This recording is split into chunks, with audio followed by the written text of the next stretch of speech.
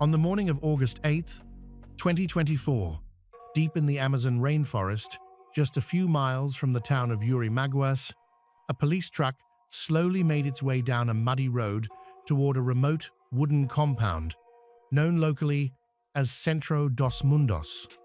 A sudden shout came from one of the cabins standing apart from the main structures. Seconds later, officers smashed the door open with the butt of a rifle. Inside, the dim cabin was a scene of chaos. Bowls overturned, glass shattered across the floor, and the remnants of a small fire still smoldering at the center of the room. The air was thick, with the metallic scent of blood and smoke. A nearly naked man, drenched head to toe in red stains, knelt motionless, staring straight ahead. His lips twitched, murmuring words no one could understand. Nearby lay the body of a woman. Her corpse bore multiple wounds, and signs of a violent struggle marked the room. Blood smeared the walls, the floor slick beneath the investigators' boots. This wasn't just a crime. There was a ritual involved.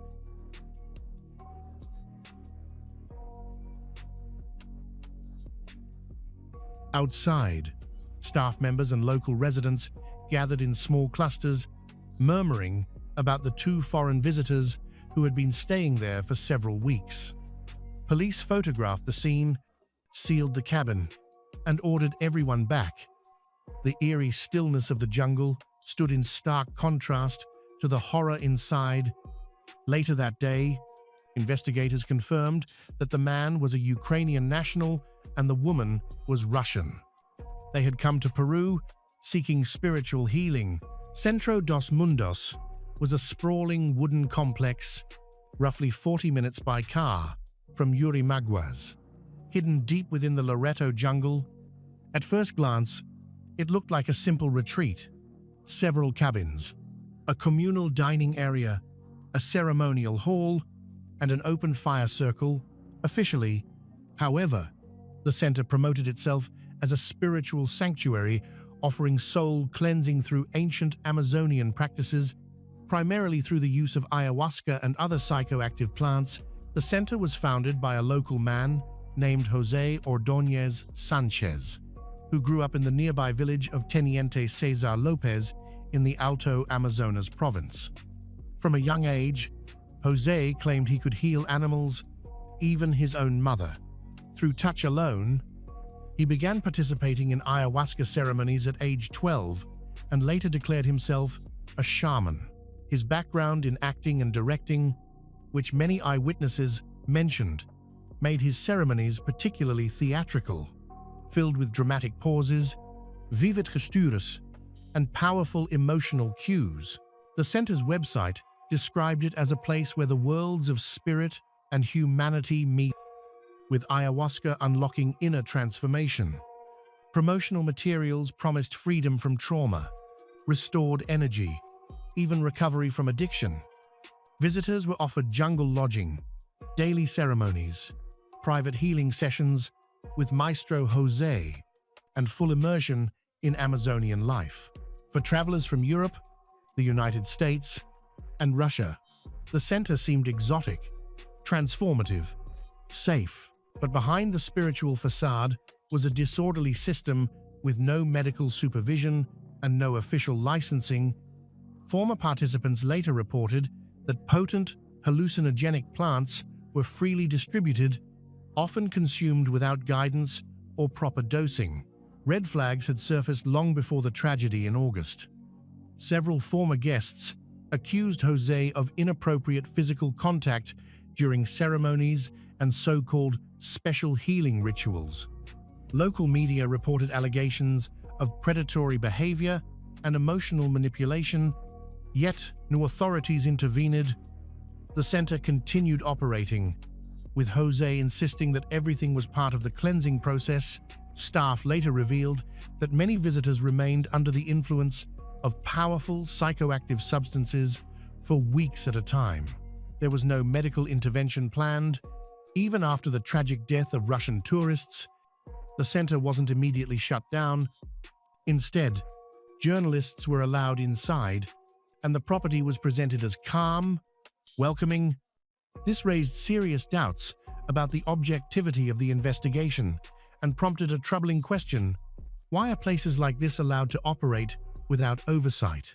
Centro dos Mundos is only one of dozens of such spiritual retreats that have appeared along Amazonian river routes in recent years. They all promise enlightenment and contact with spirits, but rarely have professionals on site who can help if a ceremony spirals out of control. If the events in Yurimaguas resulted in a death, it is unsettling to imagine how many similar centers may be hiding dangers behind a facade of healing and light. As investigators reconstructed the chain of events, the victim's identity was officially released for the first time. Lyudmila Lazarenko, 44, a Russian national. After completing her studies, she married young, later moved with her family to Thailand. It was there, away from the noise of modern cities, that her spiritual path truly began. She eventually opened her own healing studio, where she led meditation sessions and workshops focused on reconnecting the mind and body. Her approach blended Eastern philosophies with shamanic traditions. On social media, she often wrote about gratitude, inner light, and the importance of living gently. She often wrote about trusting the universe and believing in the power of love. Friends described her as compassionate and deeply intuitive. She was the devoted mother of 2 daughters, whom she called her greatest source of love, inspiration. Despite a busy schedule, she often reminded her followers that preserving inner kindness was the most important practice of all. To the thousands who followed her online, Lyudmila appeared to embody harmony, balancing family, spirituality, and teaching. Over the years, her interest in shamanic rituals grew stronger. She spent 9 years studying meditation, participating in cleansing ceremonies, and guiding others through their own journeys toward emotional recovery. South America gradually became the center of her spiritual focus. She called the region the ancient heartbeat of the earth. In 2022, she traveled to Peru for the first time and met José Ordóñez, the founder of Centro dos Mundos. In a blog interview, she wrote that her first experience with Amazonian shamans changed something deep within her. The jungle, she said, felt alive, like a place where a person can finally hear themselves without the noise of civilization. From that moment on, Peru became sacred to her. Lyudmila returned multiple times, staying for weeks on each trip. According to her husband, the rainforest made her feel restored, grounded, and spiritually connected. Her family remained in Thailand, despite their understandable worries, supported her path. Her public image remained bright. Warm smile, open heart, captions filled with positivity. Her final Instagram post appeared in March 2024, shortly before her last trip to Peru. Under a photo at the airport, she wrote, "This trip will change my life. I feel I'm meant to be there." Months later, her words would take on a haunting significance. Lyudmila departed for her 3rd journey into the Amazon, eager to continue learning from local shamans. After recounting Lyudmila's story, investigators shifted their focus to the second person at the center of the tragedy, Ivan Kuzmin, whose actions on the day of the killing suggested a sudden psychological break. To understand what unfolded in August 2024, experts began examining his past. Ivan was born in Ukraine and dedicated much of his youth to sports, particularly martial arts.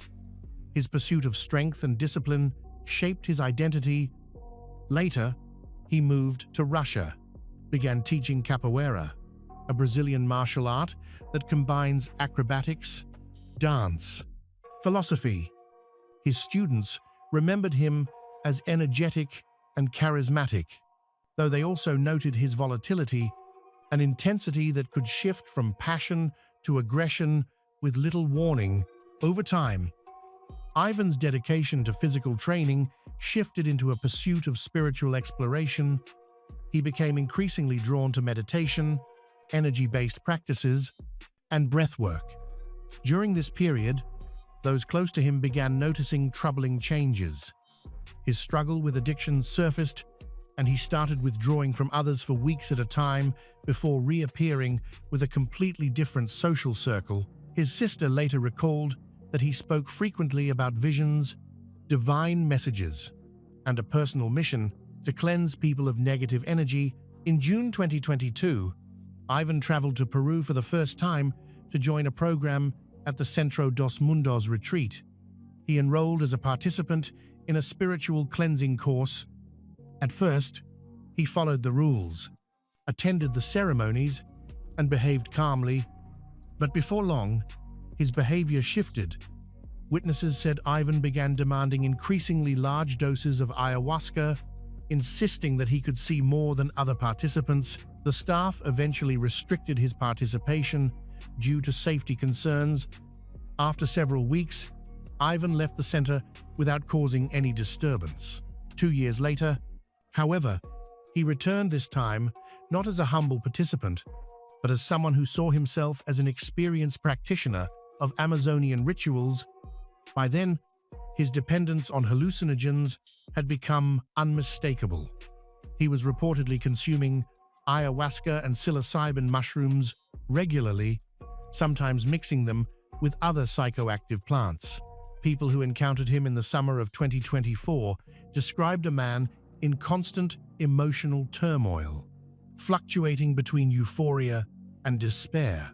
Speaking obsessively about spiritual purity and a higher mission he believed he had been assigned. In the weeks leading up to the tragedy, Ivan began making increasingly intense comments about Ludmila Lazarenko, calling her pure energy and the light meant to save him. He claimed they were spiritually bound from a past life and that he owed her a sacred karmic debt. Most dismissed this as mystical rambling, but Ivan believed it wholeheartedly.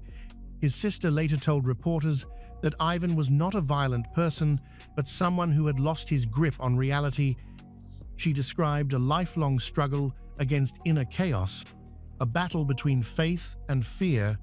She said he had experienced drastic mood swings and multiple episodes of emotional collapse long before setting foot in Peru. By August 2024, Ivan's mental state had deteriorated severely. Prolonged use of hallucinogens, combined with isolation and the absence of medical supervision, left him psychologically vulnerable. He interpreted hallucinations as divine messages. He believed he had become a messenger between worlds. At that point, he was no longer able to distinguish vision from reality. What began as a search for spiritual growth had transformed into a dangerous descent into delusion. To understand what happened that night, investigators had to examine the substances used in the rituals. The central one was ayahuasca, a traditional Amazonian brew made from the Banisteriopsis caapi vine and the leaves of Psychotria viridis.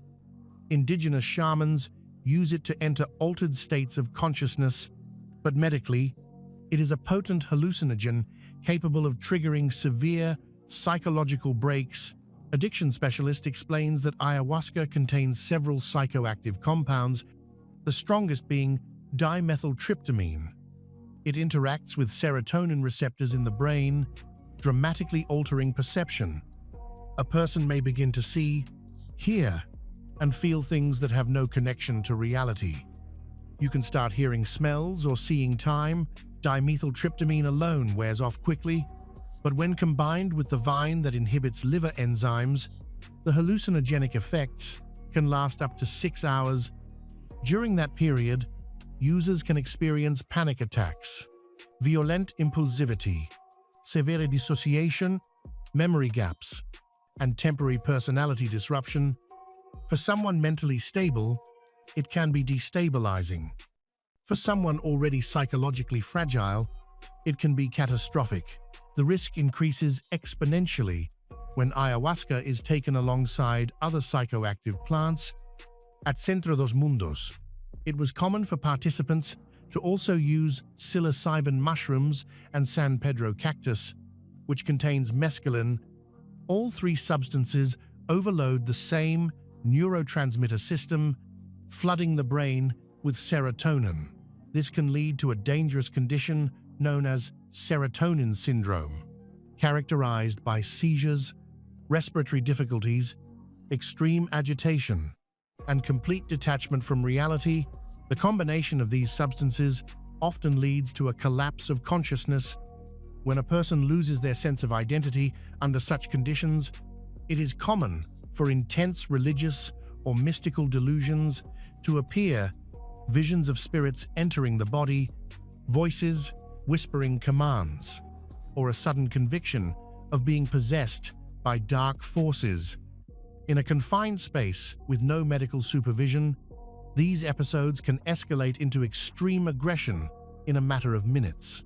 Neurologists emphasizes that ayahuasca is not medicine, nor a safe path to self-discovery.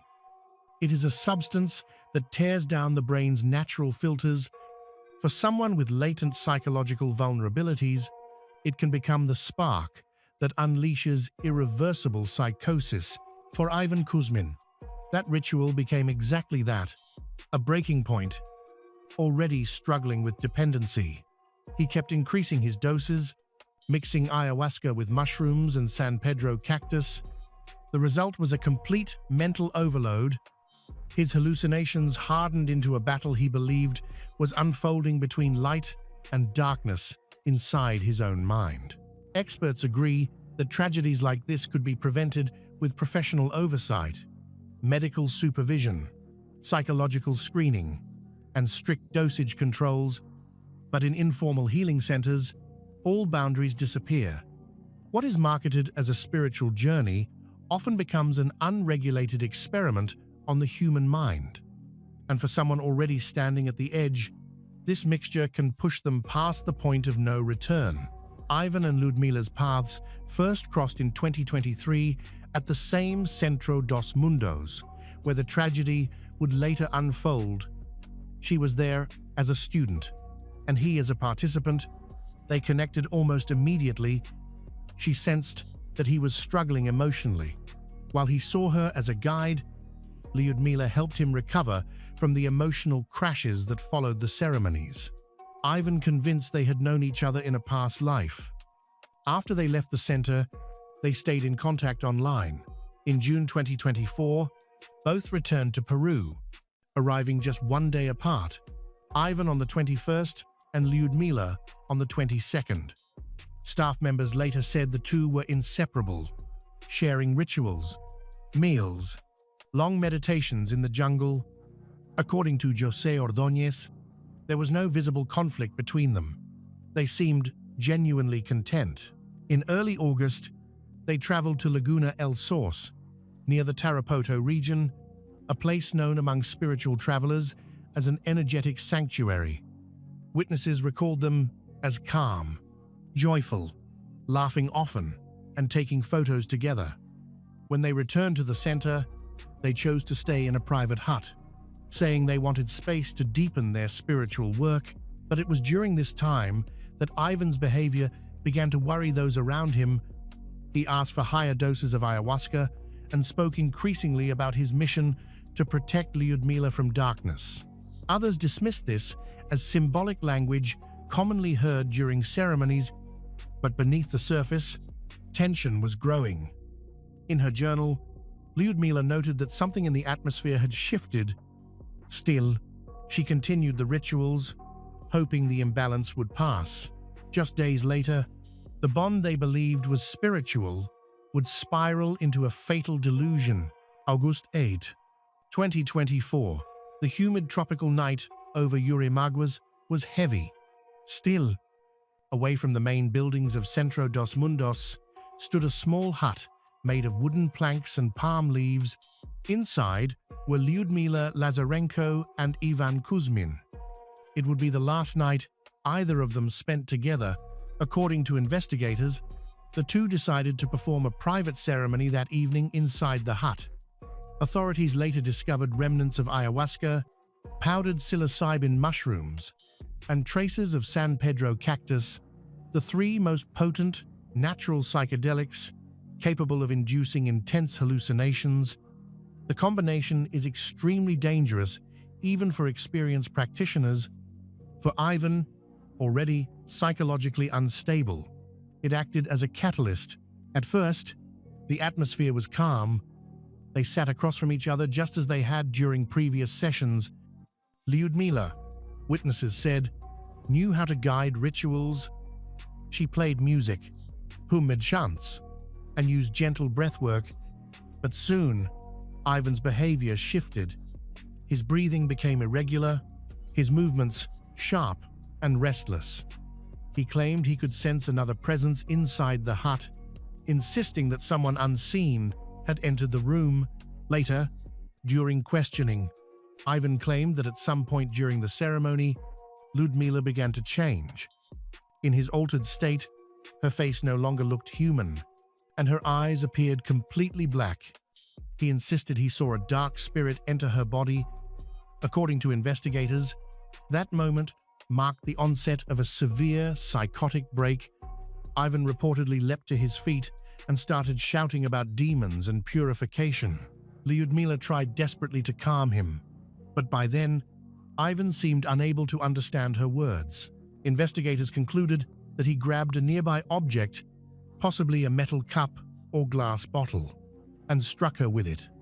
Around this time, guests elsewhere on the property reported hearing loud screams coming from the hut. One visitor, staying about 300 yards away later, said he heard a woman shouting in English, "Help me." Another guest sent a message to a staff member saying he thinks something happened to the Russian woman. Staff members ran toward the hut, but the door was locked from the inside. They tried to force it open but couldn't. All they could hear were frantic thuds, crashes, and the unmistakable sounds of a violent struggle. Someone rushed to find the center's founder, Jose Ordóñez. By the time he arrived, the noises had stopped. Jose later told police he looked through a small window and saw a horrifying scene. Ivan, covered in blood, standing over Lyudmila with a knife in his hand. He appeared to be mumbling and gesturing at things that weren't there, as if reacting to invisible entities. When police arrived shortly after the emergency call, they found the interior of the hut in shambles. Furniture overturned, objects scattered across the floor, streaks of blood on the walls. Ivan, half-dressed and visibly disoriented, stood in the center of the room. He didn't resist arrest, but seemed entirely detached from reality. At the moment, officers restrained him.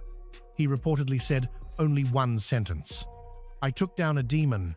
Experts would later determine that he had experienced a full psychotic episode triggered by a combination of powerful hallucinogens. To everyone present, what unfolded felt sudden, chaotic, and surreal. Within hours, Centro dos Mundos was surrounded by police, and footage of the arrest had already made it onto Peruvian television. Cameras showed a dazed, blood-covered man being escorted out by officers. When a reporter asked who the victim was, one investigator responded quietly, "She came searching for light." She found death in eyewitness video taken at the scene. Ivan can be seen alternating between laughter and shouts of, "She was possessed. I was saving her soul." When officers finally broke through the hut door, Ivan was still standing in the middle of the room, unresponsive to commands. He suddenly screamed, then burst into laughter. As officers attempted to handcuff him, he lunged forward and tried to bite one of them. They were only able to restrain him with help from staff members and nearby residents. The footage aired soon after, showing a man who seemed completely unaware of his surroundings or actions. Inside, police recovered a knife, a metal pipe, remnants of ayahuasca, psilocybin mushrooms, San Pedro cactus. Medical examiners confirmed Ivan exhibited signs of acute psychosis, profound disorientation, delusional speech, and extreme agitation. They concluded he had been under the influence of powerful psychoactive substances during the attack. Jose Ordóñez, told investigators that the center itself bore no responsibility, insisting, "We didn't give them anything. They took it on their own." His statement sparked outrage among locals. Crowds gathered outside the gates of Centro dos Mundos, demanding its closure. Many believed the tragedy had been inevitable. Too many rituals had been conducted without medical supervision or proper safety protocols. What was marketed as a place of healing had now become the site of one of the most disturbing cases in the region's recent history. After Ivan's arrest, local police in Yurimaguas transferred the case to the regional prosecutor's office in San Martin. The investigation moved quickly. The severity of the crime was undeniable. On August 12, 2024, just 5 days after the incident, the court held a preliminary hearing to determine custody conditions. Ivan was officially charged with committing a deliberate act of extreme violence, resulting in death. During the hearing, Ivan appeared confused and disoriented.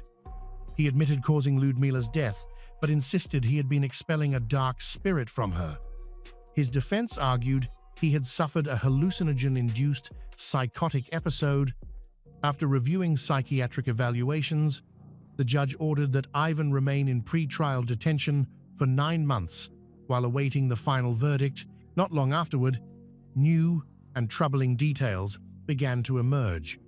Reports revealed that Ivan had been receiving supplies, food, cigarettes, and other personal items from individuals associated with the center. This revelation ignited yet another wave of public outrage. Despite this, Jose Ordóñez continued to distance himself from any responsibility, insisting that the tragedy had nothing to do with the center's operations. But journalists soon uncovered testimonies from former participants accusing him of misconduct, manipulation, and negligence. Once those stories aired, local residents renewed their demands for Centro dos Mundos to be shut down entirely. Many began referring to it not as a place of healing, but as a place of death. Ludmila Lazarenko's body was cremated in the city of Tarapoto on August 14, 2024. The ceremony was attended by a close friend from Spain and representatives from the prosecutor's office. Her ashes were later transported to Moscow with assistance from the Russian diplomatic mission. The Lazarenko family demanded justice, filing an official request with Peruvian authorities. To them, the entire tragedy was incomprehensible. A woman who had devoted her life to guiding and healing others was gone, taken by someone she had tried to help. The story quickly spread across international media. Around the world, people began discussing the dangers of unregulated spiritual centers and the uncontrolled use of ayahuasca in Peru. This case became a stark warning, a tragic reminder of how thin the line can be between a quest for spiritual awakening and a plunge into perilous, unmonitored experimentation.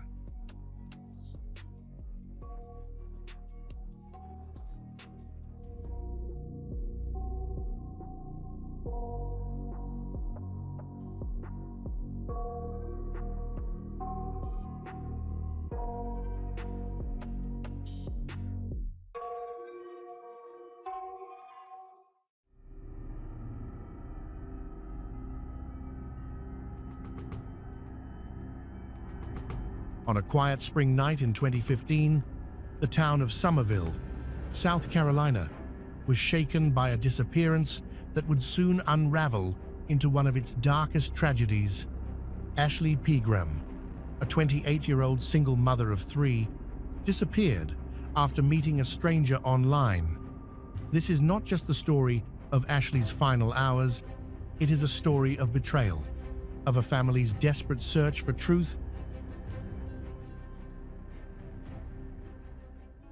It was spring 2015 in the quiet town of Somerville, near Charleston.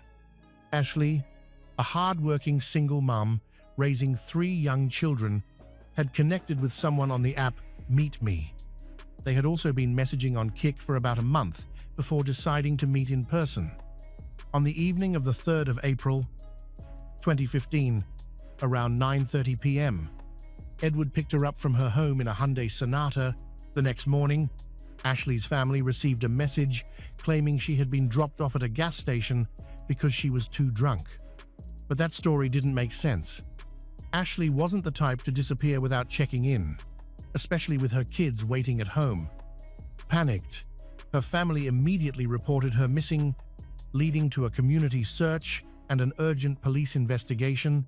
To truly understand why Ashley's disappearance struck such a deep chord, we need to look at the woman behind the headlines. Ashley Pegram grew up in Somerville, South Carolina, in a close-knit family that valued togetherness. She shared a modest home with her mother and sister, Brandy Chance, sometimes even sharing one phone for the whole household. At just 28 years old, Ashley was already a devoted mother of 3. Friends and family described her as a loving, playful parent, the kind of mum who turned chores into games and always put her kids first. But life hadn't been easy. Years earlier, the father of her sons had passed away, leaving her to grapple with grief. At times, she leaned on alcohol to cope with the pain, though her mother made sure those struggles never touched the children.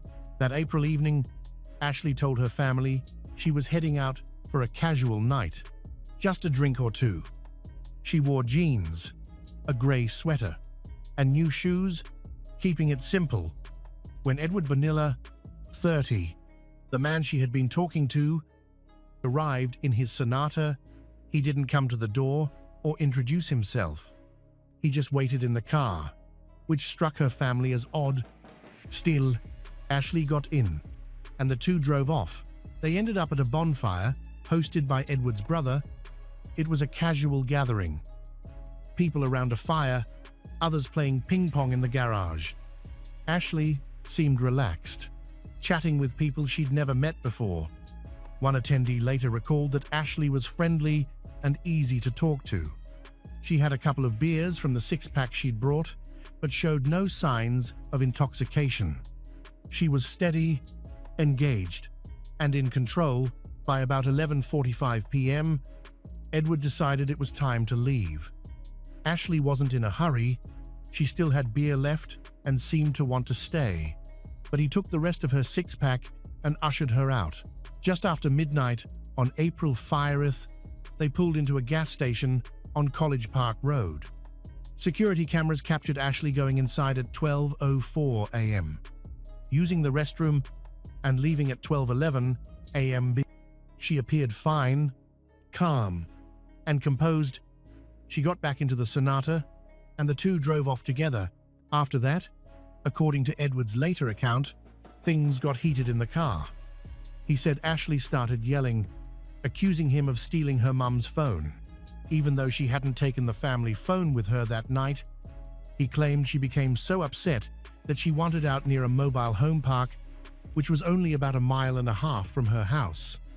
He said he let her out there to use the bathroom again and then drove off after the argument, assuming she would walk home. But as the hours passed and Ashley never returned, it became clear something far more sinister had happened that night.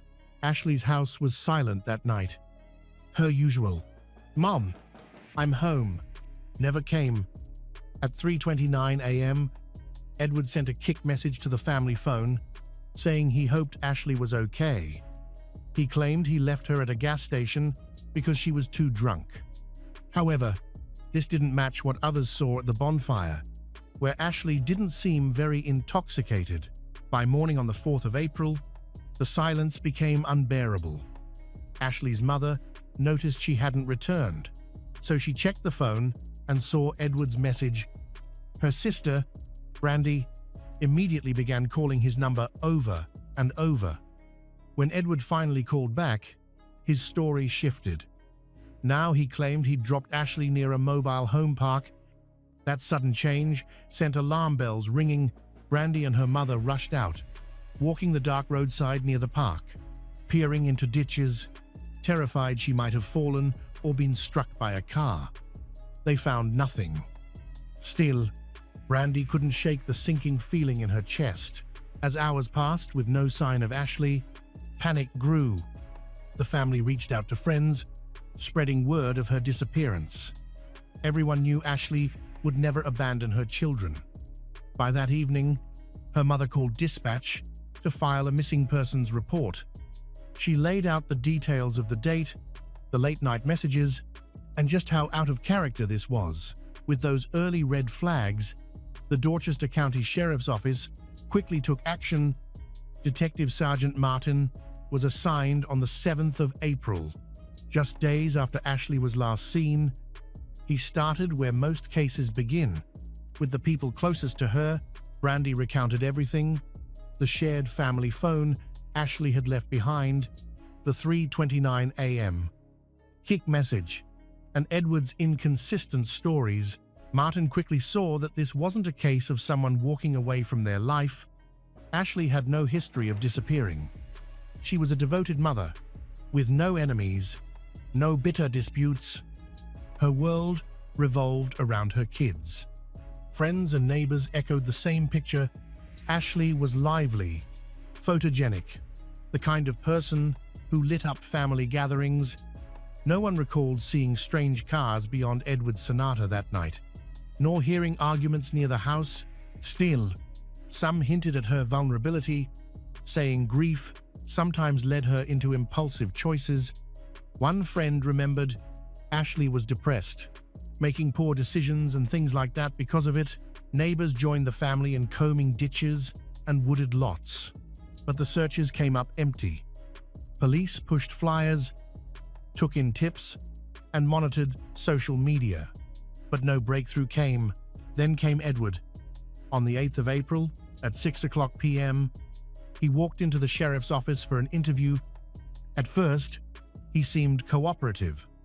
He outlined his story, picking Ashley up, going to the bonfire, her drinking, the stop at the gas station, the argument about a stolen phone, and finally dropping her near the mobile home park. He even pointed to a scuff mark on his car's front right quarter panel, claiming Ashley had kicked it in anger. But Martin's eyes caught a detail Edward didn't expect. The mark wasn't shaped like a normal kick.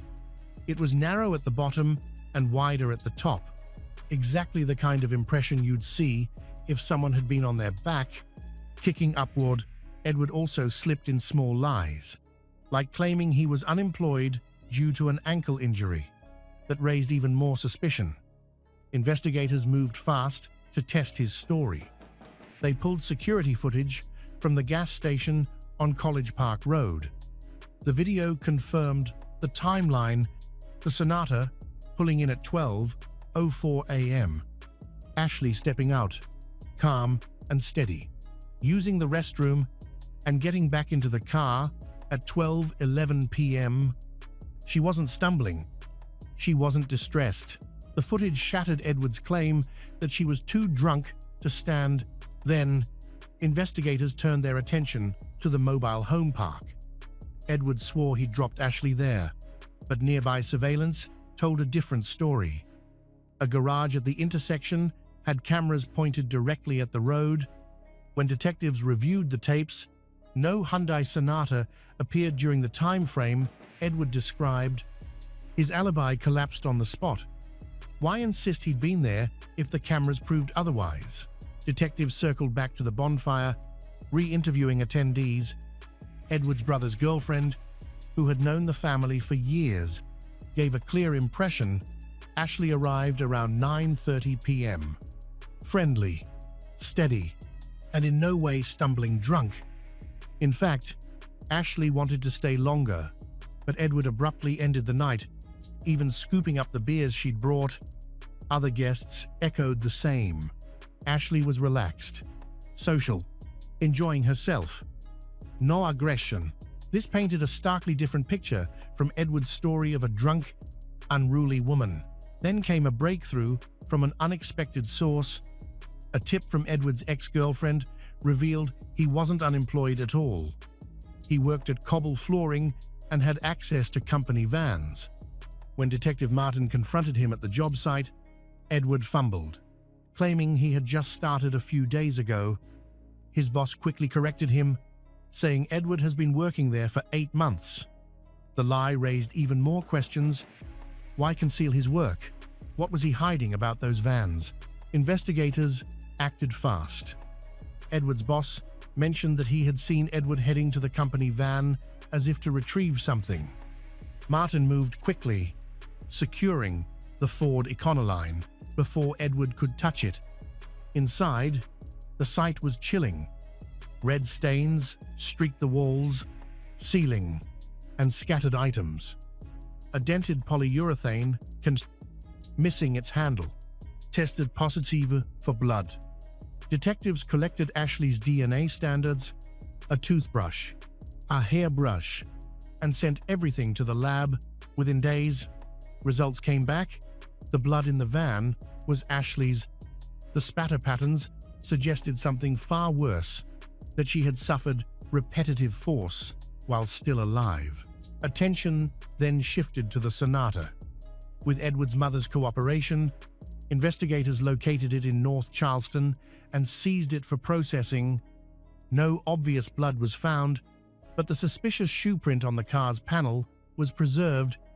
Step by step, Edward's carefully spun story was unraveling. Digital forensics made the noose even tighter. Cell phone records showed Edward's device pinging towers far from his normal routes. On the 4th of April, between 6:44 a.m. and 7:12 a.m. His phone was in Harleyville. Hours later, pings placed him back near work. What was he doing there? Search efforts widened. Authorities scoured reservoirs near Edward's apartment complex, even calling in the Department of Natural Resources to help scan the alligator-infested waters by boat and air. But no trace of Ashley surfaced. Still, investigators knew the case was building. By mid-April, the evidence was overwhelming: blood in the van, phone pings pointing to suspicious travel, witnesses contradicting Edward's story, and his lies about even the simplest details. On the 15th of April, 2015, detectives decided enough was enough. They moved to arrest Edward Bonilla for obstruction of justice, citing his repeated deceptions. When officers arrived at his apartment complex, the scene only deepened their suspicions. Edward was dragging a suitcase toward a rental SUV, seemingly preparing to vanish. The timing was telling. He was taken into custody without resistance. What began as a missing persons case was now a homicide investigation, with Edward squarely in the spotlight. To understand Edward Bonilla, investigators dug into his background. Born and raised in Dorchester County, he attended local schools, where classmates remembered him as someone who blended in with the crowd. He had a brother, Anthony, and the family often gathered for casual get-togethers, like the bonfire Ashley attended that night. Outwardly, Edward seemed ordinary, with a steady job and a long-term girlfriend. But text records revealed another side. While making plans with his partner about dinner and intimacy, he was also messaging Ashley. It painted the picture of a man leading a double life, showing little concern for loyalty or honesty. Professionally, Edward had worked at Cobble Flooring for 8 months, installing flooring and driving company vans. His criminal record was minimal. No serious charges that might have raised alarms, but people who knew him later described a pattern of disregard toward women. When first questioned after his arrest, Edward stuck to the story he'd told before. He repeated the detail about her supposedly accusing him of stealing her mother's phone and kicking his car in anger. But detectives pressed him about the inconsistencies, particularly the surveillance footage showing no Sonata near the mobile home park. As the weeks passed and evidence like Ashley's blood in the van was presented, his answers grew evasive. Though he never confessed outright during interrogations, the walls were closing in. By early May, the case took a decisive turn. On May 5, 2015, based on the forensic results and the mounting circumstantial evidence, Edward Bonilla's charges were upgraded to murder. Investigators didn't believe the crime was premeditated. Instead, they theorized it stemmed from a confrontation that escalated into violence. His pattern of disrespect toward women, combined with Ashley's resistance that night, suggested the encounter spiraled out of control. Just 3 days later, on May 8, 2015, during a private consultation with his attorney, Edward finally broke. He revealed the location of Ashley's body, a remote, wooded tract off Brown Road near Harleyville, the same area where his phone had pinged weeks earlier. Authorities launched a search immediately on May 9, 2015. Search teams, including volunteers and dogs, scoured the site. Deep in the woods, far from any main road, they discovered Ashley's remains. She had been there for more than 5 weeks, lying face down in the mud. Her body was naked except for a red bra, partly wrapped around her neck. Nearby lay a black garment. Her eyeglasses, later matched to family photos, confirmed her identity. Black electrical tape was still looped around her right wrist and neck. Clear evidence of restraint. The autopsy ruled her death a homicide by violence. Discolorations on her scalp were consistent with repeated blunt force trauma. Even after the discovery, Edward's story shifted only slightly. He suggested that restraint during the altercation had gone wrong, but he stopped short of taking full responsibility. By then, however, the evidence spoke louder than his words. The investigation had moved into its next phase, preparing for trial. The trial began on August 8, 2016, in Dorchester County and lasted 4 days. The prosecution argued that Edward intentionally killed Ashley, presenting a timeline of lies and physical proof. They showed gas station surveillance footage of Ashley appearing sober, which contradicted Edward's claim that she was extremely drunk. Phone records and cell tower data showed Edward was in remote locations like Harleyville soon after Ashley disappeared. Near where her body was eventually discovered, experts testified that bloodstains on Edward's work truck showed repeated blunt force trauma, consistent with autopsy results. The prosecution also pointed out that Ashley had a muscle relaxant called cyclohexanone in her system, which she had no reason to take, suggesting she was drugged without her knowledge. Furthermore, the prosecution emphasized that Edward's story changed multiple times, including where he claimed to have left Ashley. They also highlighted his lies about his job and his attempt to escape before being arrested. The prosecution concluded that his actions were not accidental, but a deliberate cover-up of a crime. The defense argued that Ashley's death was a tragic accident caused by a misunderstanding. Edward testified that Ashley became angry after they stopped at a gas station, accusing him of stealing and getting out of the car. He said he accidentally ran her over while backing up. Then, to stop her from attacking him, he held her in what he described as a bear hug, possibly a chokehold. He didn't realize she had stopped breathing until it was too late. Edward admitted he panicked. He put Ashley in the trunk of the Sonata temporarily, then left her on a frontage road. Later, he used his work van to move her body and bury her in a shallow grave. Using a board as a shovel, the defense pointed out that Edward had no serious criminal record. They suggested that the blood evidence was consistent with an accidental struggle, not a deliberate murder. They asked the jury to consider lesser charges, such as involuntary manslaughter, arguing that it was a brief loss of control without any intention to kill Ashley. After deliberating, a jury found Edward Bonilla guilty of murder on August 11, 2016. The judge described the handling and disposal of the body as particularly cruel and sentenced Edward to life in prison without parole. He appealed the conviction in 2019, arguing issues with evidence, admission, and trial conduct, but the South Carolina Court of Appeals upheld the decision, affirming the life sentence.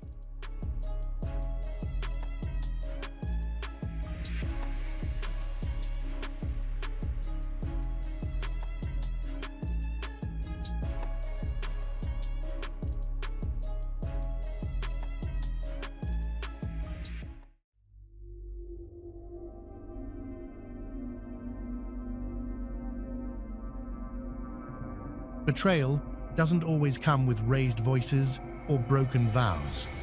Sometimes it arrives quietly, disguised as love and care, a glass of water, a vitamin handed at bedtime, a calm voice saying everything will be fine. For Hannah, that betrayal came from the one person she trusted most, her husband.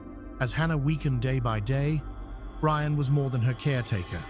He was the source of her suffering. Behind his polished image as a chiropractor and devoted father, he had set up a financial plan not for their future, but for the time after her death. He'd taken out multiple life insurance policies totaling over $1 million, all listing him as the sole beneficiary. What looked like devotion was, in truth, calculation. What seemed like protection was exploitation. And in the end, the man who vowed to cherish his wife in sickness and in health used her sickness as the path to his own fortune. This is the story of a marriage that became a contract of death, where love was poisoned for profit. Hannah lived in Decatur, Alabama, in a home organized entirely around her children's routines. Her days revolved around early wake-ups, daycare drop-offs, meals, naps, and evening activities. She manages the household and works part-time as a skincare specialist, sometimes seeing clients at home, sometimes at a guest house. She did not pursue a steady full-time career. Her husband, Brian Mann, was the family's financial breadwinner, allowing her to focus on housework and raising the children. They married in 2018. By the time of these events, Hannah was in her early 20s. Brian, her husband, was a local chiropractor who ran his own practice. Brian's clinic had a reputation for order and professionalism, friendly receptionists, spotless rooms, and strict scheduling. Patients praised his attentive consultations, personalized treatment plans, and reliable follow-up for chronic conditions. His strong reputation brought steady referrals, and the community trusted him. Brian's family lived simply but comfortably. Supported by the clinic's income, big expenses were planned in advance. But when it came to the children, they didn't hesitate to spend. Neighbors saw a neat house, a well-kept yard, weekend outings, all painted a picture of a perfect life. Successful husband, good wife, 2 young children, a peaceful lifestyle, but inside, things were more rigid than they seemed. Brian controlled many domestic decisions and gradually isolated Hannah from others. After the wedding, her meetups with friends dwindled. Appointments were often postponed or cancelled because of inconvenience, bad timing, or no one to look after the kids. She left social media and was eventually locked out of her accounts. Brian said it was for privacy and safety. He kept access to their shared email and passwords. He handled nearly all household administration, subscriptions, bills, appointments, while Hannah's days were consumed by home tasks. Mornings were for getting everyone else ready. Afternoons went to errands, cooking, and laundry. Evenings followed the children's schedules. She rarely visited the clinic, and only when necessary. Brian told others, and likely himself, that everything was under control. He cited his medical background at home too. Advice on sleep, vitamins, and nutrition. Appearing deeply involved in family life, that's how it looked. A well-ordered life, growing control within the household, and the slow erasure of Hannah's personal space. In mid-2021, a change came that seemed harmless at first. Leveraging his role as a health professional, Brian suggested Hannah start a daily vitamin regimen tailored to support her as a busy mother with little time to rest. He said the supplements came from his clinic, ensuring quality and safety. They were chewable gummies and powdered drinks. Trusting his advice, Hannah accepted it as a routine wellness step. Soon it was habit. Each evening, Brian brought the supplements to the bedroom with a glass of water. If she forgot, he gently reminded her stressing consistency and promising benefits with regular use. His persistence looked like care. A few weeks later, Hannah began to notice slight changes in her body. Fatigue, dizziness. She attributed it to the workload of housework and childcare. Gradually, the symptoms became more severe. Back pain, frequent stomach pain. Her diet hadn't changed, yet she was losing weight. By the end of summer, her clothes hung loosely. Even though she hadn't tried to slim down, Brian stayed calm. As Hannah's symptoms emerged, he told her that her body was adjusting to improved nutrition, that any side effects were temporary, and that she would feel stronger within a few months. He spoke with absolute confidence, drawing on his medical background. Hannah wasn't alarmed. Her symptoms developed slowly, without any sudden crisis. Occasional good days made her think she might be recovering. Even as her energy declined and her weight continued to drop, it was this period that laid the foundation for a health condition that quickly became serious and dangerous. By late summer 2021, Hannah's condition had worsened significantly. Nausea set in, making it difficult to eat regularly. From September 2021 to January 2022, she lost nearly 40 pounds, dropping to about 84 pounds. Even doing daily housework left her breathless and exhausted. Standing in the kitchen for long was hard. She felt dizzy and had lower back pain. Stairs exhausted her. Eventually, she struggled to stay balanced and began using a rolling office chair to move around the house to reduce strain and avoid falls. Nighttime muscle cramps increased, and her sleep became shallow and restless. Despite Hannah's obvious decline in health, Brian discouraged her from seeking medical attention. He insisted he could manage her routine himself and framed her symptoms as the stress of parenting, seasonal fatigue, and lack of sleep, saying they didn't require professional attention. At the same time, Brian tightened control over the household. He decided when Hannah should rest, reminded her to take the supplements he provided, and personally brought her water to keep her on his schedule. He recommended at-home remedies, more rest, hydration, and light stretches, demonstrating them as safe and effective. He stayed soft-spoken and attentive, projecting care. By late fall, fatigue overshadowed everything else. Lifting her son and daughter became difficult. Hannah often asked them to wait while she sat to catch her breath. She had to spread out chores. Simple tasks took hours. By December, the contrast between how she looked and how she felt was clear. Her clothes hung loose and her face looked sunken. Yet her temperature was normal. Adding to the confusion, she knew she was getting worse but couldn't understand why. Her diet and workload hadn't changed. By early January 2022, Hannah was in crisis. Standing caused sudden weakness and brief vision blurring. Eating was a struggle.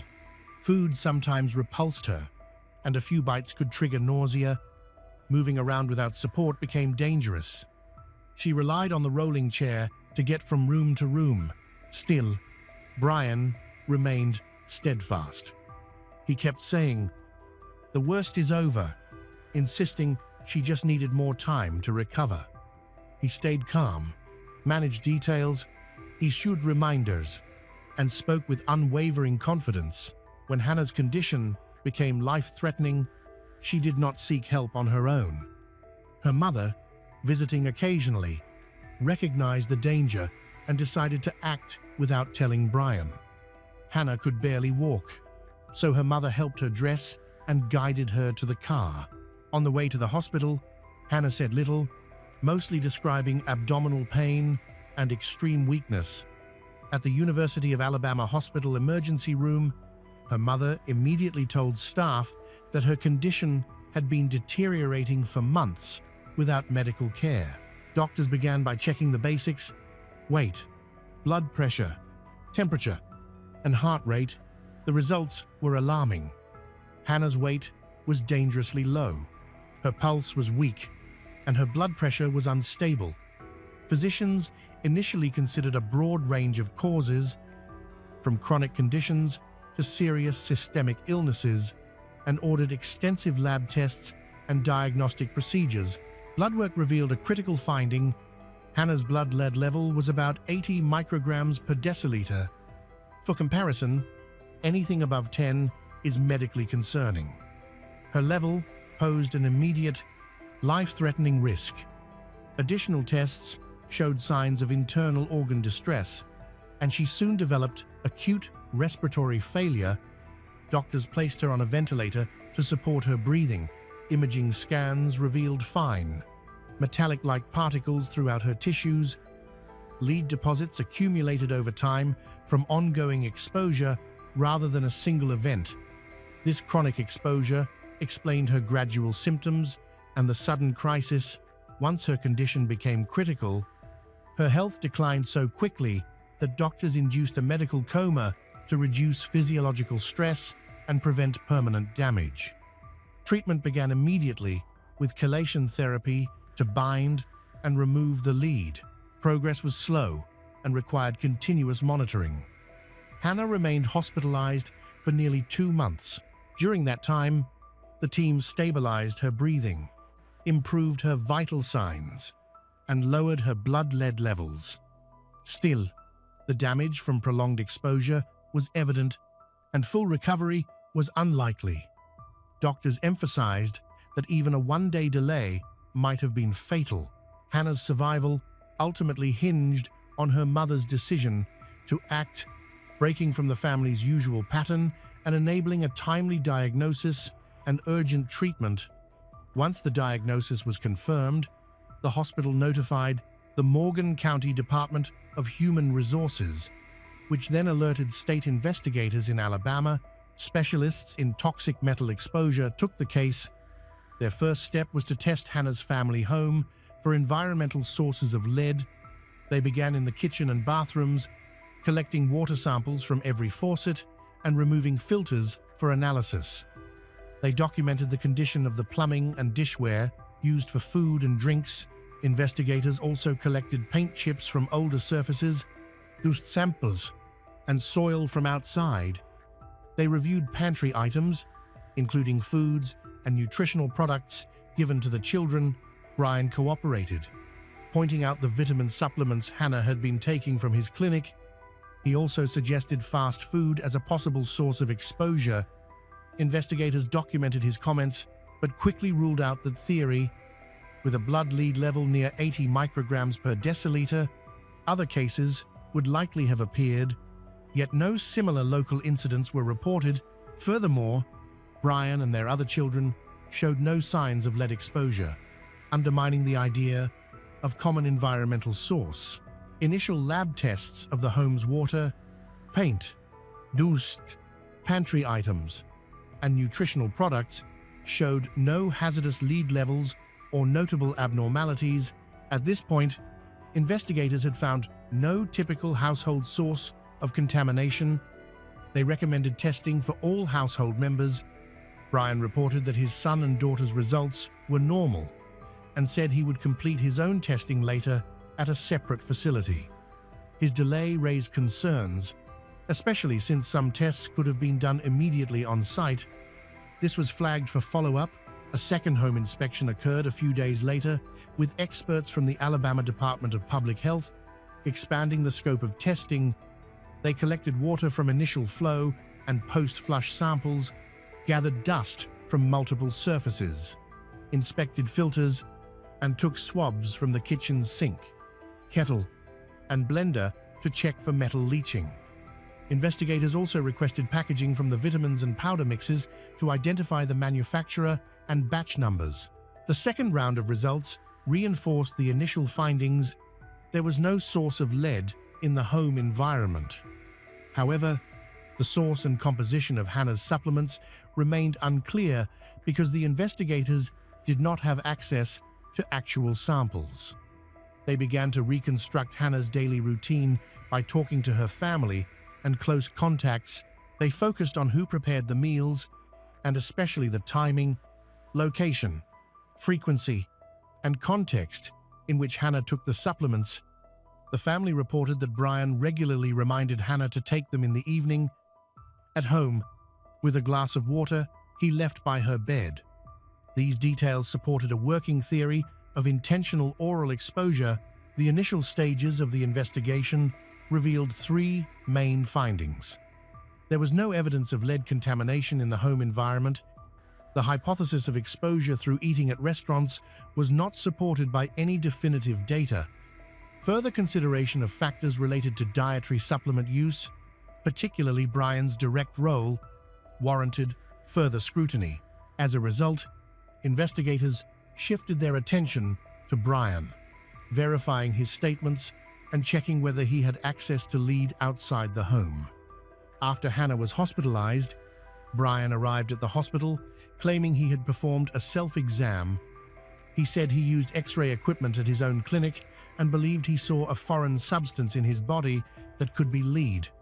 This claim puzzled the medical team. Self-diagnosing with X-rays is highly unorthodox, and using clinic equipment for personal testing is not standard practice. Physicians insisted he undergo a full, independent evaluation. When Brian realized the hospital would conduct the tests, he became visibly anxious.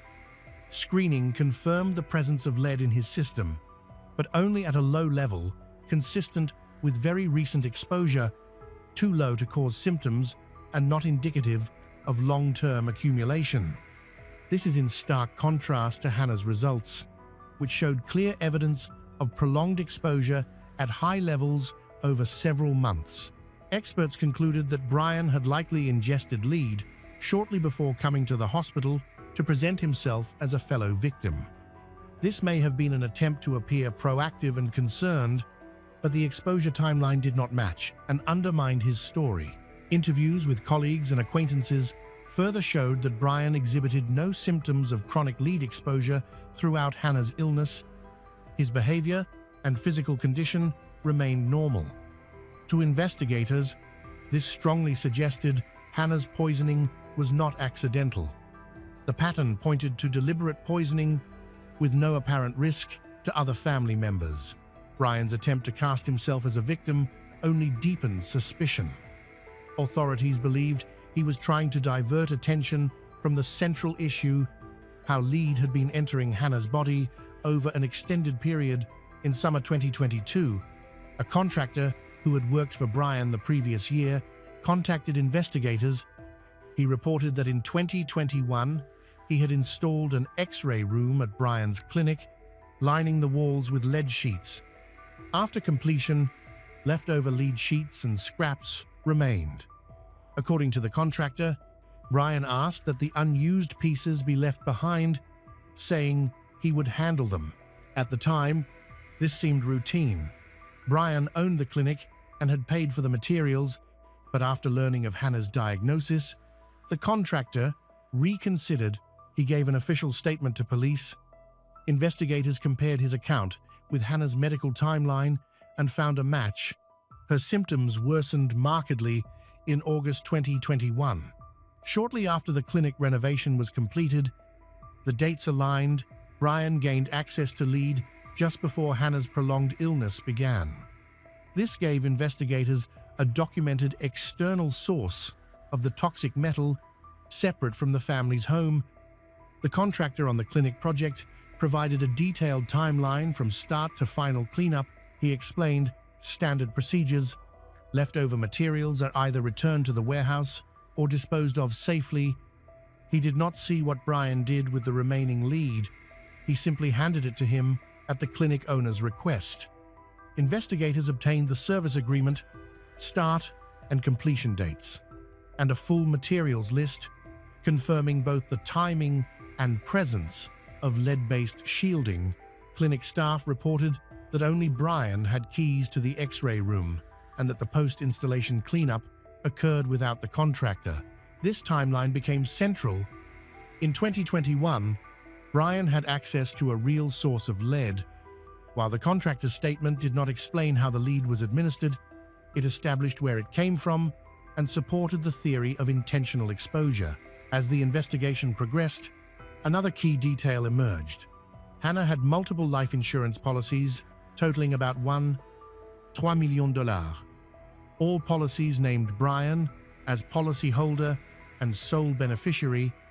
Because they were spread across several insurers, they were harder to detect and obscured the overall coverage. The first policy was taken out in 2020, and Hannah likely knew about it. In 2021, around the time her health declined, additional policies were added, attempts to increase coverage by another one. $5 million were denied when applications were rejected. The timing of these expansions, coinciding with Hannah's worsening condition, strengthened the case for intent. The health questionnaires required for approval were especially important. They demanded proof of good health, and significant weight loss could trigger denial. According to Hannah, Brian pressured her to wear weighted ankle bands during weigh-ins to conceal her weight loss and make her appear stable, benefiting the applications.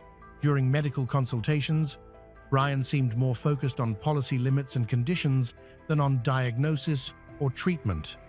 Staff noted he repeatedly raised insurance technicalities as a priority. Hannah's insurance forms carried electronic signatures, which later became disputed. The defense claimed Hannah was aware and involved. She denied this, saying Brian had access to some of her digital accounts. Investigators focused less on the specific content of the forms and more on the broader questions: who initiated the applications, who stood to benefit, and how medical documentation was tailored to fit policy requirements. A review of the family's coverage revealed a red flag. Brian, the primary earner, had a relatively modest policy, while Hannah, who contributed less financially, was insured for far larger amounts. Typically, higher earners carry higher coverage. This discrepancy suggested potential financial misconduct and pointed to a clear motive. Hannah's death would have yielded substantial payouts to Brian. By trial, both sides had firm positions. The prosecution argued that Brian deliberately poisoned Hannah with lead to collect insurance benefits, supported by medical data, a detailed timeline, and extensive financial records. The defense tried to undermine the evidence, citing procedural issues. They emphasized that there was no direct proof of how the lead entered Hannah's system and urged the court to reject circumstantial evidence without definitive proof of the method of poisoning. Court proceedings began in June 2025 on an expedited schedule. The defense concentrated on the collection and storage of biological samples, noting that urine was sometimes collected in non-standard containers and handled outside proper laboratory conditions. They also emphasized two gaps: the incomplete chemical comparison between the lead found in Brian's clinic and the lead detected in Hannah's body, and the absence of the original supplement containers. The defense proposed alternative explanations, including accidental exposure. After hearing both sides, the court ruled the medical and procedural evidence admissible. It acknowledged procedural flaws that could affect how jurors weighed the evidence, but found they did not make it invalid. When witness testimony ended, the defense called no witnesses, arguing the prosecution bore the burden of proof. In closing, the prosecution presented a timeline. Brian obtained access to lead in 2021. Hannah's health declined soon after. No lead sources were found in the home. The theory of shared environmental exposure was weakened because no other household members showed contamination. The prosecution cited financial motive, insurance policies, and attempts to increase coverage, and medical analysis that refuted Brian's claim that he himself had been poisoned. The defense maintained that the evidence was circumstantial and lacked direct proof of how lead entered Hannah's system. After several hours of deliberation, the jury found Brian Mann guilty of attempted murder. The court ordered Brian held without bail, pending sentencing, and scheduled a trial for early August 2025. The judge outlined potential penalties, including life in prison, depending on the extent of harm to Hannah and the level of planning. At the August hearing, with Brian Mann, already convicted of attempted murder using toxic substances, the prosecution sought the maximum sentence. They argued his actions were not a brief lapse, but a calculated, multi-stage effort over several months. During this period, he hid Hannah's worsening condition from medical providers, delayed her diagnosis, and promoted a false narrative of a shared household source. The defense asked the court to avoid a life sentence, citing Brian's clean record, community standing, medical career, prior support for his family, Hannah's survival and ongoing treatment, and lingering uncertainty about his intent.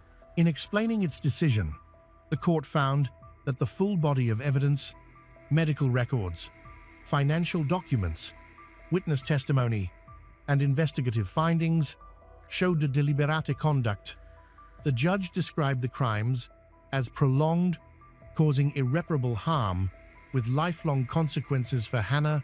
Brian Mann was sentenced to 25 years in state prison, with no parole eligibility for the first 20 years. The court also ordered restitution for Hannah's medical costs and emotional damages, with the amount to be set in a separate civil proceeding. The sentence did not restore Hannah's former life. Although her condition stabilized, the effects of severe lead poisoning were irreversible. Doctors reported lasting neurological impairments, chronic pain, persistent fatigue, and a need for lifelong blood monitoring. Some motor function returned, but she still required a wheelchair for long distances. Hannah's son and daughter were placed in the care of her relatives. The case drew a strong public response. Former patients of Brian's clinic were shocked and confused by the verdict. Shortly after his arrest, the clinic was closed. Authorities seized all medical equipment, including the X-ray machine, for forensic analysis. Brian's medical license was revoked, and the building was later put up for sale. Insurance companies tied to the case launched internal audits of policies associated with Brian. They introduced new risk assessment measures, such as stricter verification of medical information for high-value policies. For law enforcement, the case set a precedent. Toxicological evidence can establish intent even without recovering the substance's delivery method. Investigators emphasized that indirect evidence, backed by expert analysis and consistent witness testimony, was pivotal in securing the conviction. Hannah publicly thanked the medical team, investigators, and witnesses, saying their efforts likely saved her life. She did not discuss future plans, focusing instead on healing and caring for her son and daughter.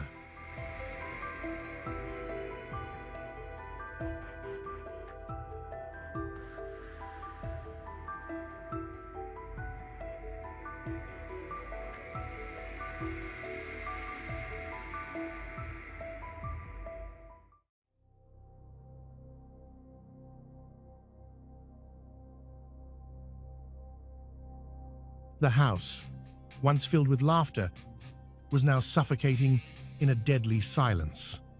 Coming home from school, Carmen could never have imagined that just a few steps through the door would shatter her entire world. On the bedroom floor, in the cold and narrow space, her 16-year-old daughter, Maria Tronoso, lay bound and barely breathing. With the last of her strength, Maria whispered a single word, the name of her attacker, Jorge. That final breath did more than break a mother's heart. It ignited a nightmare that spread through the city of Los Angeles, Chile. A murder that shocked the nation, a killer hiding in plain sight, and a question that lingers to this day. How could a girl so full of light and dreams meet such a cruel end?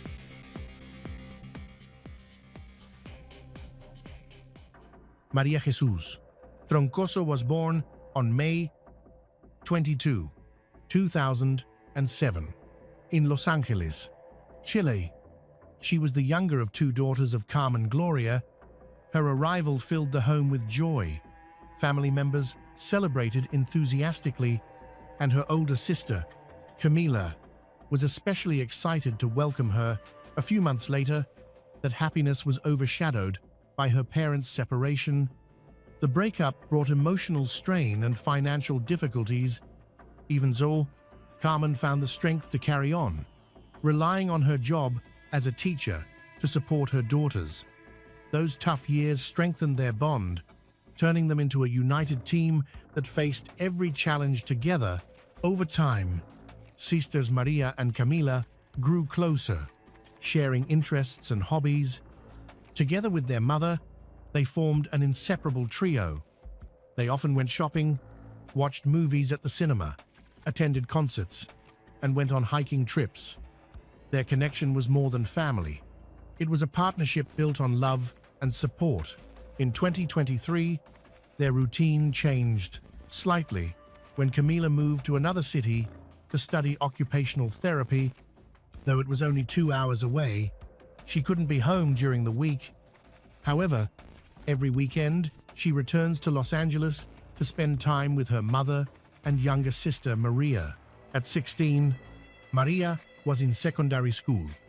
She stood out for her strong academic performance, kindness, involvement in extracurriculars, and eagerness to help others. She had a natural instinct to protect those in need.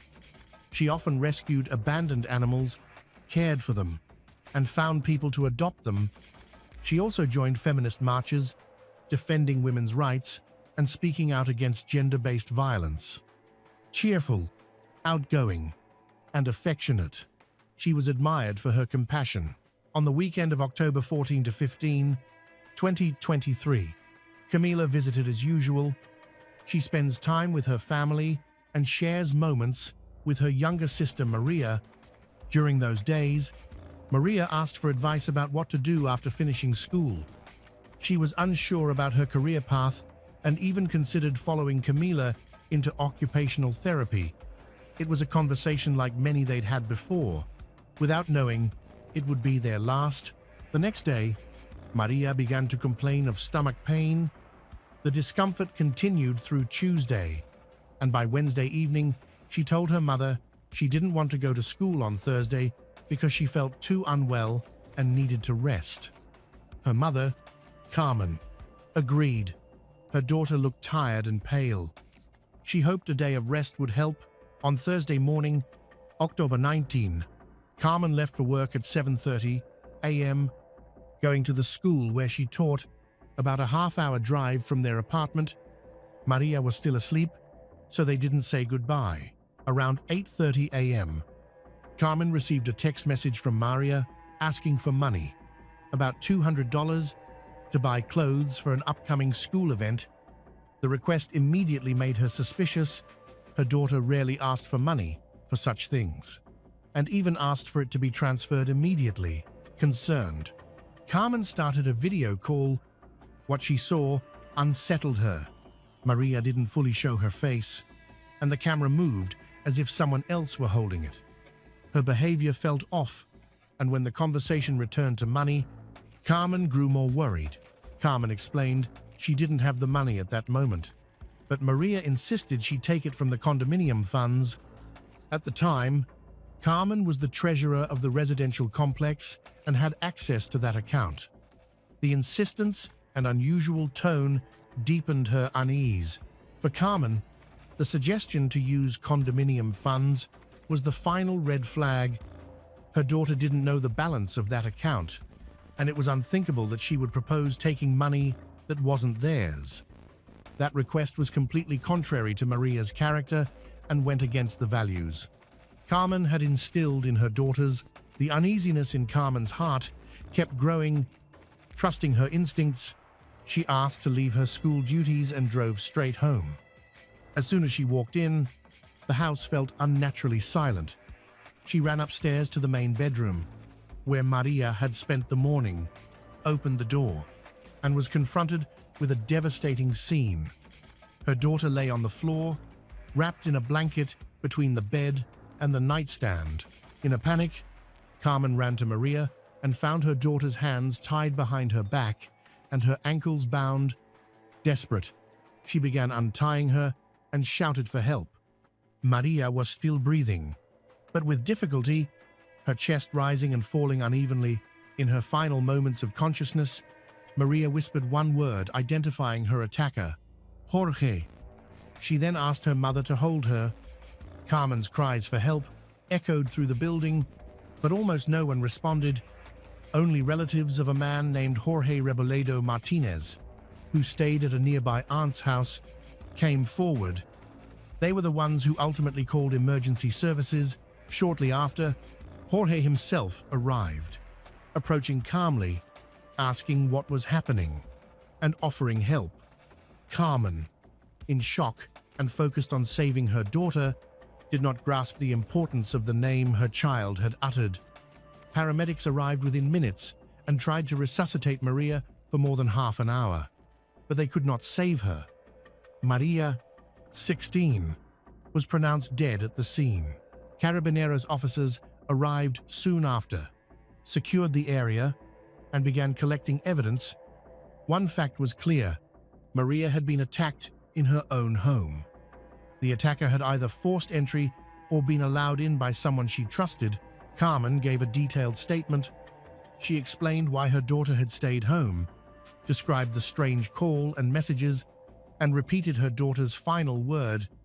Her initial testimony quickly became a key part of the investigation. Police turned their attention to the man identified as Jorge. Investigators soon learned that Jorge was not a permanent resident. He occasionally stayed in the building with relatives. As they dug deeper, they uncovered his extensive criminal history. He was far from an ordinary neighbor. Shockingly, Jorge had once served in the Carabineros, but was dismissed in 2014 after being arrested by his own colleagues for multiple offenses. In the days after the murder, he was initially questioned as a witness. During interrogation, however, he confessed he had killed Maria. With his confession, he was immediately arrested and placed in preventive detention while the investigation advanced. A deeper review of his past revealed a pattern of violence and crime, convincing investigators that the tragedy in Los Angeles was not an isolated act, but part of long-standing, unchecked behavior. His record included arrests for simple assault, robbery with intimidation, and violent robbery. An officer involved in his previous arrest shared disturbing details. Most of his victims were women, and during a search of his room, police found several women's underwear among his belongings. He had been sentenced to 5 years and 1 day in prison from August 29, 2015 to August 23, 2019, but secured early release in March 2019. Even more troubling, he later managed to erase his criminal record, leaving no official trace of his convictions. After his release, he maintained what authorities called an irreproachable conduct record, a technicality that allowed him to avoid scrutiny from neighbors and community leaders. In his initial statement about Maria's murder, Jorge gave a chilling account. On the morning of October 19, 2023, he entered through the front door, went straight to the kitchen to take a knife, and then headed upstairs to the main bedroom. There he encounters 16 years old Maria, shocked and terrified. Maria froze when she saw him. He threatened her with the knife and demanded money. Maria gave Jorge everything she had, 20,000 Chilean pesos in cash, about $20. Jorge said it wasn't enough. When she insisted she had no more, he tied her hands and feet and forced her to call her mother to demand additional money. Because Maria couldn't hold the phone, Jorge held it for her. That explains why, during the video call, Carmen couldn't clearly see her daughter's face and why the camera moved oddly. When Carmen refused to send money, Jorge became enraged. He ended the call and attacked Maria with such brutality that her injuries proved fatal. Realizing she was dying, he took the cash, a gold ring, and her phone. He later confessed to throwing the knife into a nearby river to destroy evidence. Divers recovered a knife, matching the description which was sent to the forensic lab for analysis and comparison with Maria's wounds. For her family, the loss was devastating. On Friday, October 27, relatives, classmates, friends, teachers, and even strangers gathered to say goodbye. The funeral was filled with grief and a collective demand for justice. Her sister, Camila, emerged as a leading voice for accountability. She questioned how an alleged robbery could end in such a cruel killing. After his arrest, Jorge cooperated with investigators, handing over the clothes he wore that day and providing biological samples for comparison with evidence from the crime scene. Jorge was formally charged with robbery with homicide, and a court ordered his preventive detention during the ongoing investigation. Authorities set a 5-month investigation period, with a hearing scheduled for March 2024. Meanwhile, Maria's friends launched an online campaign calling for the harshest penalty, life imprisonment without parole or early release. The campaign gained traction, fueled by public anger over perceived failures in the justice system. Many asked, if this was only a robbery, why murder a teenager so mercilessly? Investigators did not rule out that Jorge had been watching the family's home. It was known in the neighborhood that only women lived there, which may have made them seem like an easy target. On November 3, 2023, the first march demanding justice for Maria took place, organized by her family. It was the start of a series of demonstrations over the following months, all echoing the same message. Justice delayed is justice denied. After Jorge's arrest, the legal process became a nightmare for Maria's family. Progress was far slower than they expected. The March hearing never happened. Delay tactics by the defense pushed the first hearing to June 26, forcing the family to wait months just to begin the trial. Camila keeps the memory of her younger sister Maria alive through social media posts, interviews, and constant participation in protests. Each month, on the anniversary of the murder, she shared tributes and raised awareness. Her goal was clear: to secure a life sentence for the man who shattered their family. On May 22, 2024, the family marked what would have been Maria's 17th birthday, a painful day used to honor her kindness, solidarity, and compassion. Around that time, a mural was painted in her memory during a public event, turning her legacy into a symbol of resilience for the community. Meanwhile, the judicial process continued to move slowly. At a hearing to review precautionary measures, the judge maintained Jorge's preventive detention. The prosecutor's office requested 15 more days to complete the investigation, another delay that tested the family's endurance. During that session, Maria's relatives and friends gathered outside the courthouse with banners demanding justice. In August 2024, the lead prosecutor announced that the state would seek the maximum penalty under Chilean law, qualified life imprisonment, which would keep Jorge in prison without the possibility of early release. The prosecution also disclosed its case plan: 30 witnesses, both civilians and police, and 6 forensic experts would testify to reconstruct the events. As the months passed, preparations advanced for the oral trial, scheduled to begin on December 26, 2024. Just as the family felt close to confronting Jorge in court, another setback occurred. The December 26 hearing was postponed to January 6, 2025. Again, at the defense's request. For Camila and her mother, the delay was unbearable. After more than 10 months of emotional preparation to face the man responsible for Maria's death, they were told to wait yet again. Camila spoke publicly, condemning what she saw as a defense strategy indifferent to their suffering. For her and her mother, each delay was not merely legal maneuvering, it prolonged their pain and reinforced the feeling that justice remained out of reach. Throughout the process, Maria's family sought not only justice in her case, but also broader reforms. They supported legislative proposals to impose harsher penalties on violent offenders. Lawmakers even began drafting the Maria Tronoso law, inspired by her case. The bill aimed to strengthen punishments and prevent offenders from obtaining early release or sentence reductions.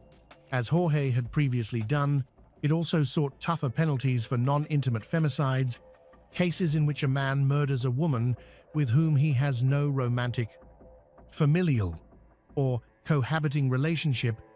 Maria and Jorge had no prior connection, and her death exposed a legal gap that many felt left women unprotected. Advocates argued that existing penalties were too lenient, and the proposed law aimed to fix that. By September 2025, the bill's passage in Congress was still uncertain. Meanwhile, the long-awaited trial began on January 6, 2025. Over 10 days, the tribunal heard from 33 witnesses, reviewed forensic analyses, and examined the evidence gathered by prosecutors. Key evidence included Maria's personal belongings recovered from Jorge's home, and DNA found on his clothing that matched her genetic profile. Additional evidence came from geolocation data linked to Maria's cell phone, reported missing by Carmen, and later found in Jorge's possession.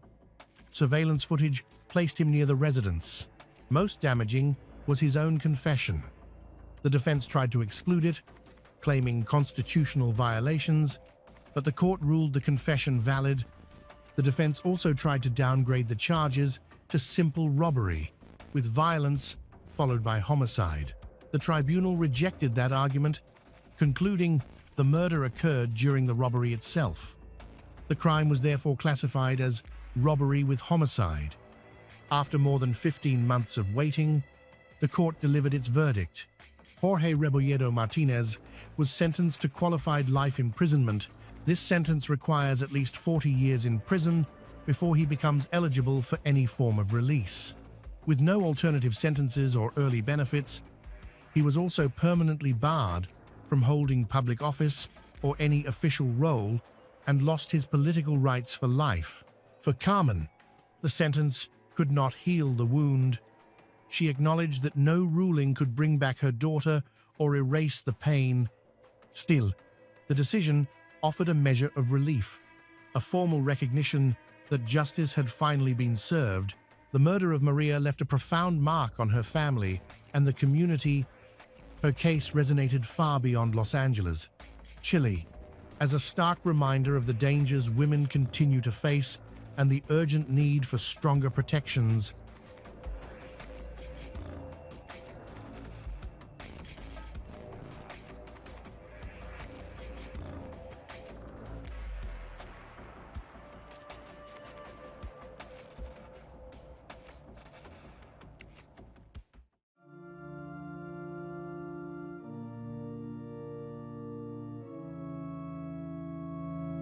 It was a warm summer night in July 1997, in a quiet neighborhood in Whittier, California, the kind of place where violence never happens.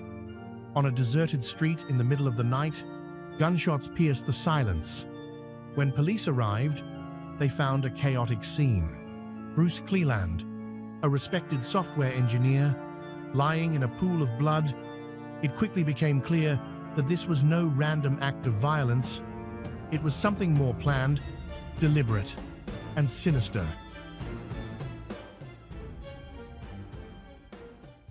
Bruce Cleland was born on March 31, 1954, in South Pasadena, California. He grew up in an affluent neighborhood with his older sister, surrounded by comfort and opportunity. Both of his parents were highly educated, financially secure, with strong signs of family wealth from earlier generations. From the outside, the Clelands looked like the perfect family: accomplished parents, well-raised children, and a bright future. Bruce was exceptionally intelligent from a young age. However, as a teenager, he discovered that his intelligence couldn't shield him from being treated cruelly. In 1968, he began attending South Pasadena High School, where his appearance and mannerisms made him a target for bullying. He was often teased and mockingly nicknamed Tiny Tim, after the entertainer known for his unusual voice and eccentric personality. For Bruce, the nickname cut deeper than just a jab at his slight build and soft-spoken voice. It symbolized how others saw him: gentle, awkward, and easy to dismiss. Yet instead of lashing out, Bruce endured the teasing with quiet resilience. He rarely showed anger and often coped by laughing at himself. His shy, reserved nature left him vulnerable. Throughout high school, he never dated, and his classmates thought he was weak. Still, he formed a small circle of close friends who appreciated his intelligence, kind personality. At home, his father, Harold Cleland, was his greatest supporter. The two shared a special bond, attending air shows and football games together, moments that gave Bruce a sense of belonging and strength. Romance intrigued him, but his lack of confidence kept him from pursuing relationships. Believing rejection was inevitable, he focused on academics instead. Science and technology became his refuge. Physics, mathematics, and computers fascinated him. His dedication paid off. By the time he graduated in June 1972, Bruce ranked among the top students in his class. He went on to attend Harvey Mudd College in Claremont, California, one of the country's most prestigious science and engineering schools. There, he experimented with social life, parties, beer, new friendships, but never let distractions interfere with his studies. In June 1976, he graduated with a Bachelor of Science degree and soon entered Stanford University, where he earned his master's degree in 1978. With his education complete, Bruce launched a successful career. He first worked at General Electric in San Jose, California, before later joining TRW as a software engineer. His projects were highly technical and sometimes involved classified contracts with the United States military.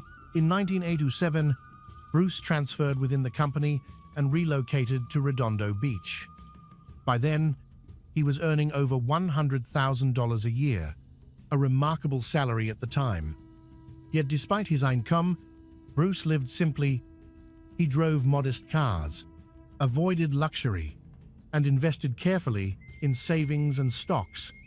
For him, practicality always outweighed status, and by the late 1982, he had quietly built substantial personal wealth. Colleagues admired Bruce for his discipline and frugality.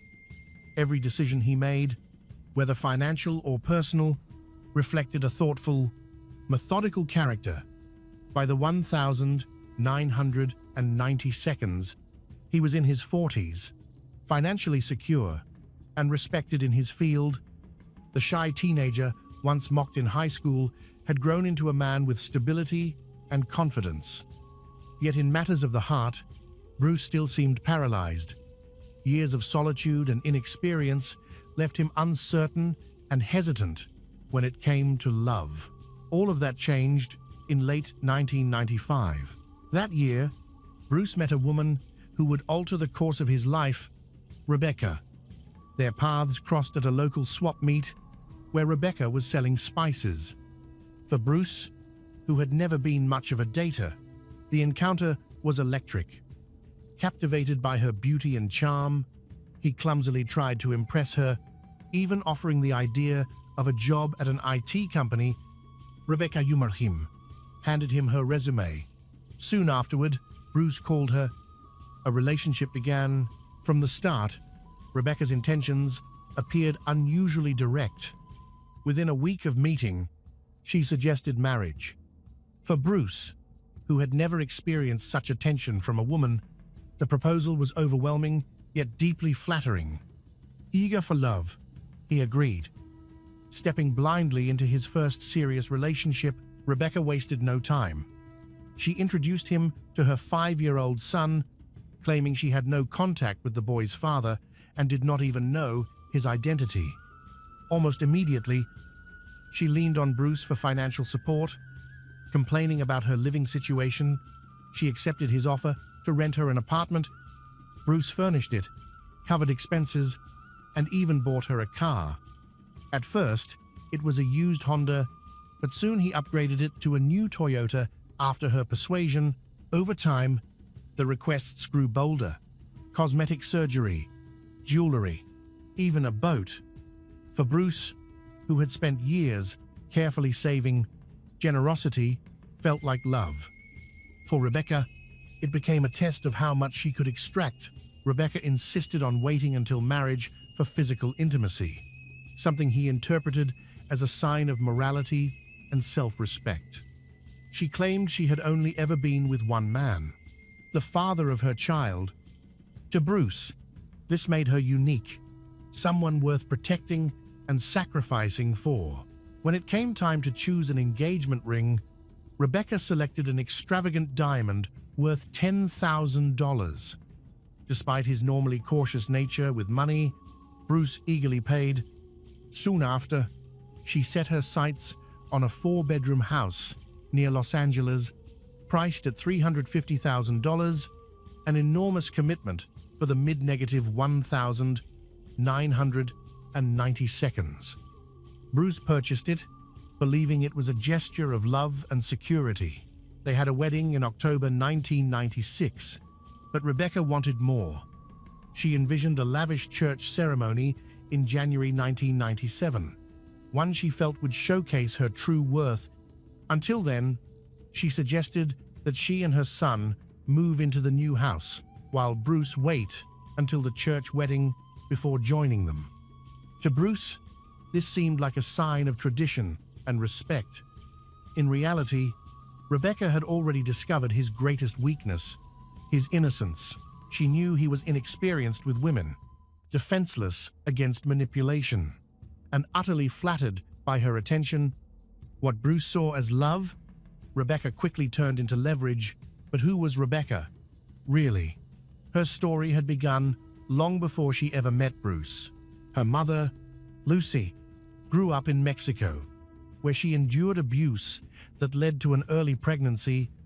Pressured by her family to marry her abuser to avoid shame, Lucy entered a doomed marriage plagued by instability and poverty.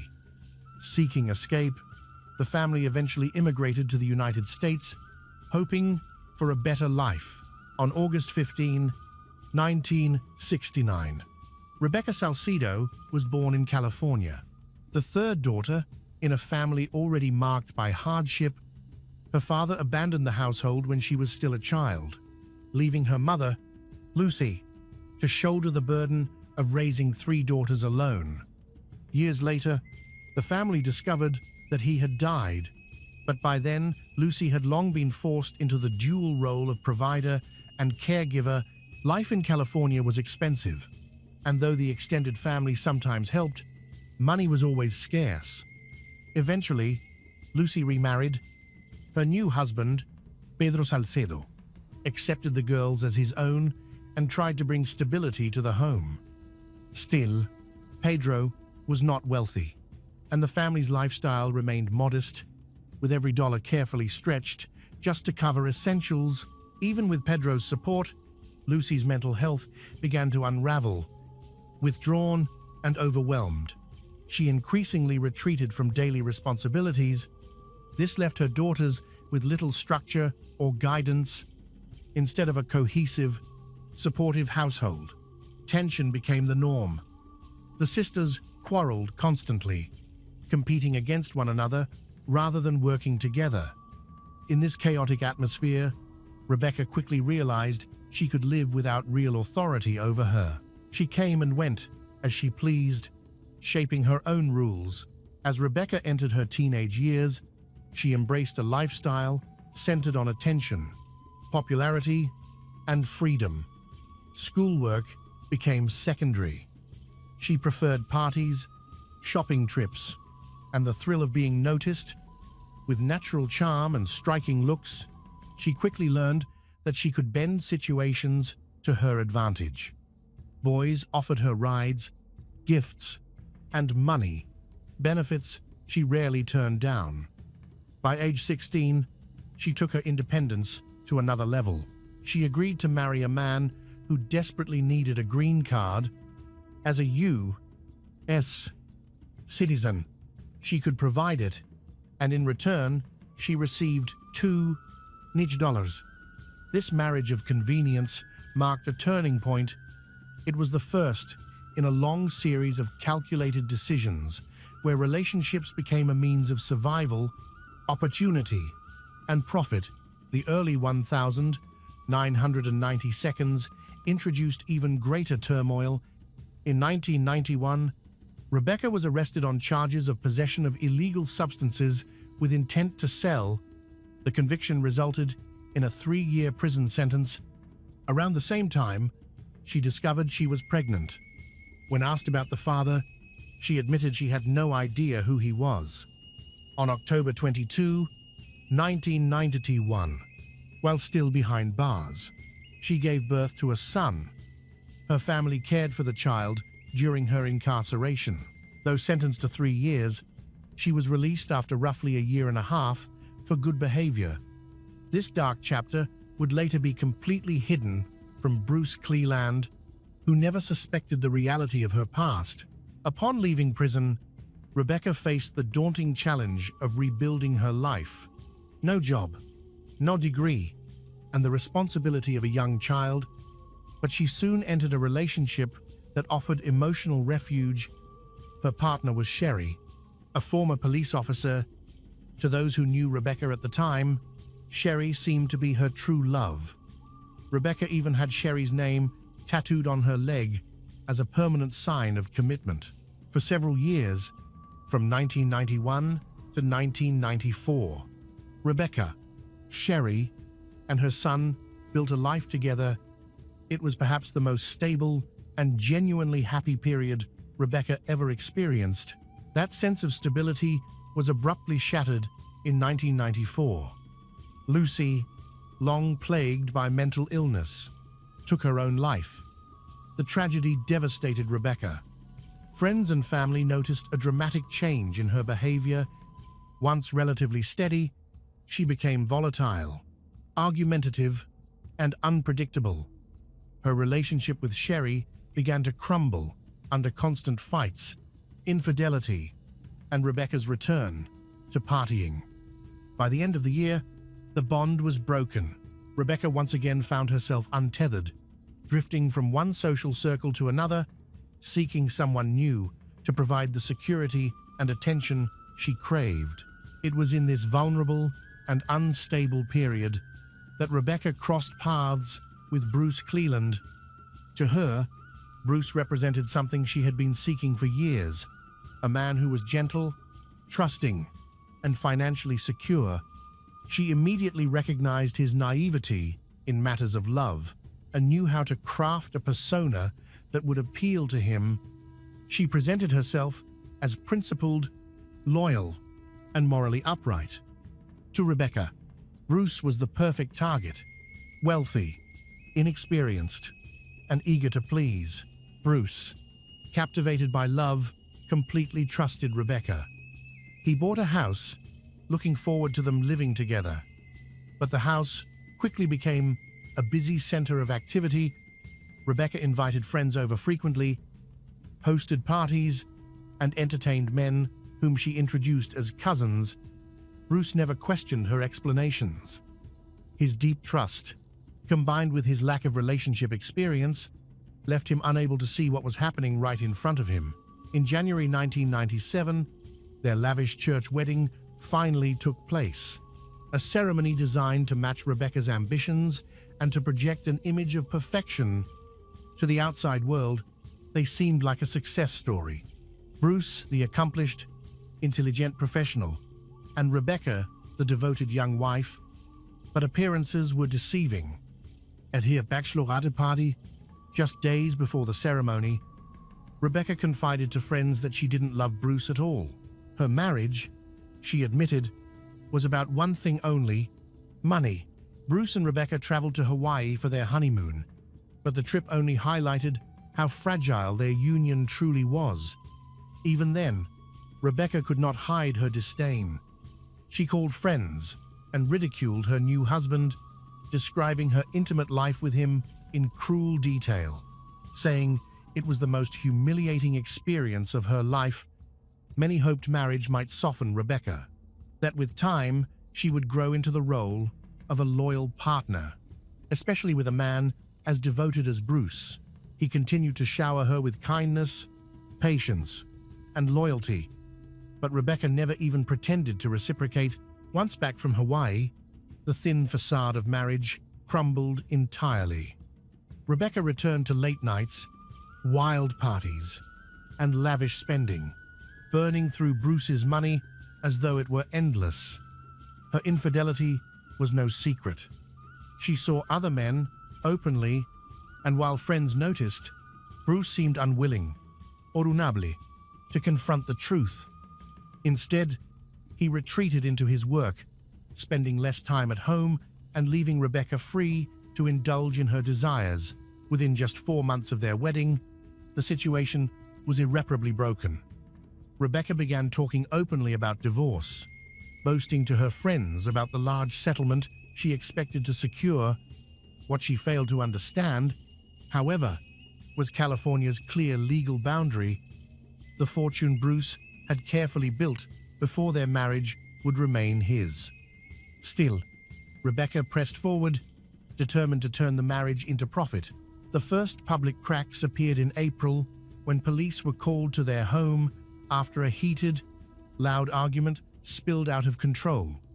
For Bruce, the tension and stress became unbearable. Naturally calm and soft-spoken, he was not a man prone to anger, but being forced out of his own home was a breaking point. He left the house and sought legal advice, slowly beginning to recognize what he had long denied. Rebecca's affections were never real. She was motivated purely by money. The division of assets after their split was not what she expected. Rebecca's dreams went up in smoke. Because Bruce had purchased his home and accumulated wealth before marriage, those assets were legally protected. The only amount subject to division totaled around $5,000, a devastating blow to her expectations. To Rebecca, it felt like an insult, yet she wasn't ready to let go. Even after their separation, she continued using Bruce's credit cards without permission. Designer clothing, glittering jewelry, nights at upscale restaurants, beauty treatments, and party expenses all found their way onto his statements. From the outside, Rebecca maintained the image of glamour and abundance. In reality, it was Bruce's steady paycheck that still fueled her lifestyle. Meanwhile, Bruce moved back into his parents' home. His attorney advised him to sever ties completely, to cut Rebecca off for good. But Bruce, hopeful to a fault, clung to the possibility that their marriage might be salvaged. Rebecca, ever calculating, sensed his weakness and dangled the idea of reconciliation. On the morning of Friday, July 25, 1997, she called him with a suggestion. Perhaps they could start over. To Bruce, it was the one thing he had longed to hear. That evening, they arranged to meet at the same restaurant where they had first gone on a date. Bruce picked her up, and by 9:30 p.m., they were seated together, sharing dinner. An hour later, they were back on the road. At Rebecca's urging, they stopped by her uncle's house, a man she often described as a father figure. The visit seemed ordinary, calm even. Around 1 o'clock a.m., they said their goodbyes and drove off. Rebecca was behind the wheel when their car pulled onto a quiet, isolated stretch of road. She suddenly claimed she needed to step out and check the tailgate. Bruce, sitting in the passenger seat, waited. Then, out of the shadows, a figure emerged. The stillness of the night shattered as gunshots rang out. Bruce was struck and scrambled out of the car. Attempting to flee, but another shot tore into his back. He collapsed to the ground, helpless, as the killer closed in and delivered a final shot to his head. From the window of a nearby house, a woman named Virginia Selva caught a glimpse of the horror unfolding outside. Horrified, she immediately dialed 911. When police arrived, they found Bruce lying, lifeless, only feet from his car. Rebecca was seated near the hood, claiming she had been struck in the head and knocked unconscious, but detectives noticed something strange from the very start. Rebecca showed no panic, no tears, no shock. Instead, she calmly offered an explanation. It must have been a robbery. She even insisted that her diamond wedding ring had been stolen, yet investigators quickly noticed the inconsistencies. Her purse and cell phone remained untouched inside the car. Bruce's wallet, with cash inside, was still in his pocket. A medical examination showed she had no head injuries. When Rebecca sat down with investigators, her statements immediately struck detectives as odd. Rather than focusing on her husband's violent death, she spoke at length about her outfit that evening, their first date years earlier, and the restaurant they had just visited. None of it addressed the brutality of what had happened on that road. Detectives grew increasingly skeptical. A closer look at her background and at the short marriage itself quickly revealed troubling signs. Friends and acquaintances described a woman obsessed with material wealth, prone to extravagant spending, unfaithful to her husband, and openly dissatisfied with the marriage from the very beginning. Then came the discovery that shattered any lingering doubts. Just 1 month before Bruce's murder, Rebecca had quietly taken out multiple life insurance policies in his name, totaling roughly $1 million. On the documents, Bruce's signature had been crudely forged. If he were to die, Rebecca stood to inherit everything: his house, his possessions, and the insurance payout. Investigators also learned that Bruce was a man without enemies. No grudges, no disputes, no history of violence, but witnesses near the crime scene recalled something else. They had seen a young Latino male in the area that night. Detectives turned to Rebecca's phone records. One name stood out immediately: Álvaro Quesada, her cousin. He matched the witness description. The evidence trail closed in quickly. Under interrogation, Álvaro confessed to being the gunman. He admitted he had ambushed Bruce at Rebecca's request.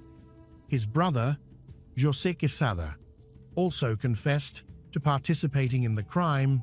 Both men independently pointed to Rebecca as the orchestrator, the mastermind who had manipulated them into carrying out the killing. The case proceeded to trial. In June 2000, Rebecca Cleland, along with Álvaro Quesada and José Quesada, were convicted of first-degree murder and conspiracy to commit murder. The jury determined the crime involved special circumstances, financial gain, and lying in wait. Rebecca showed no remorse throughout the proceedings. In 2003, she received her sentence, life imprisonment without the possibility of parole. Today, she remains incarcerated at the California Institution for Women in Corona. Álvaro and José are also serving life sentences in California state prisons. For Bruce's parent, the verdict provided accountability but little comfort. From the start, they had sensed something was wrong. They had pleaded with their son not to marry Rebecca, worried she cared only for his money. In the months following the wedding, they watched helplessly as his once bright spirit dimmed. Bruce eventually confided that he planned to file for divorce, but by then, Rebecca's plan was already in motion. Bruce Cleland's life had always been defined by quiet, determination, and deep kindness. First in his studies, then in his career, and above all, in the love he showed to family and friends. His murder at the hands of the woman he trusted most left everyone who knew him devastated. As his father later remarked with sorrowful certainty, she planned it from the beginning. The story of Bruce Cleland remains a haunting reminder of how trust can be betrayed, how greed can corrupt love into something deadly, and how one man's simple, dignified life was stolen by someone who saw him only as a means to an end.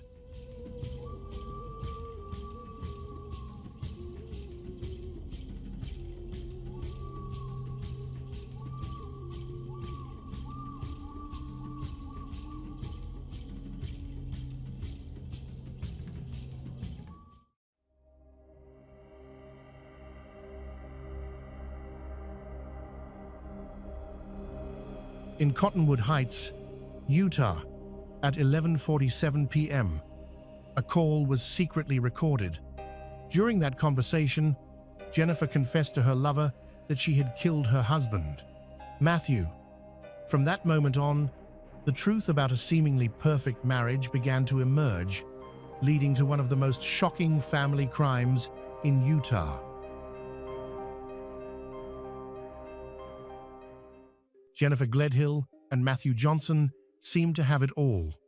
Living in their million-dollar home in Cottonwood Heights, Utah, they appeared to be the perfect family, a devoted military husband and a caring mother, raising their 3 children, aged 11, 7, and 5.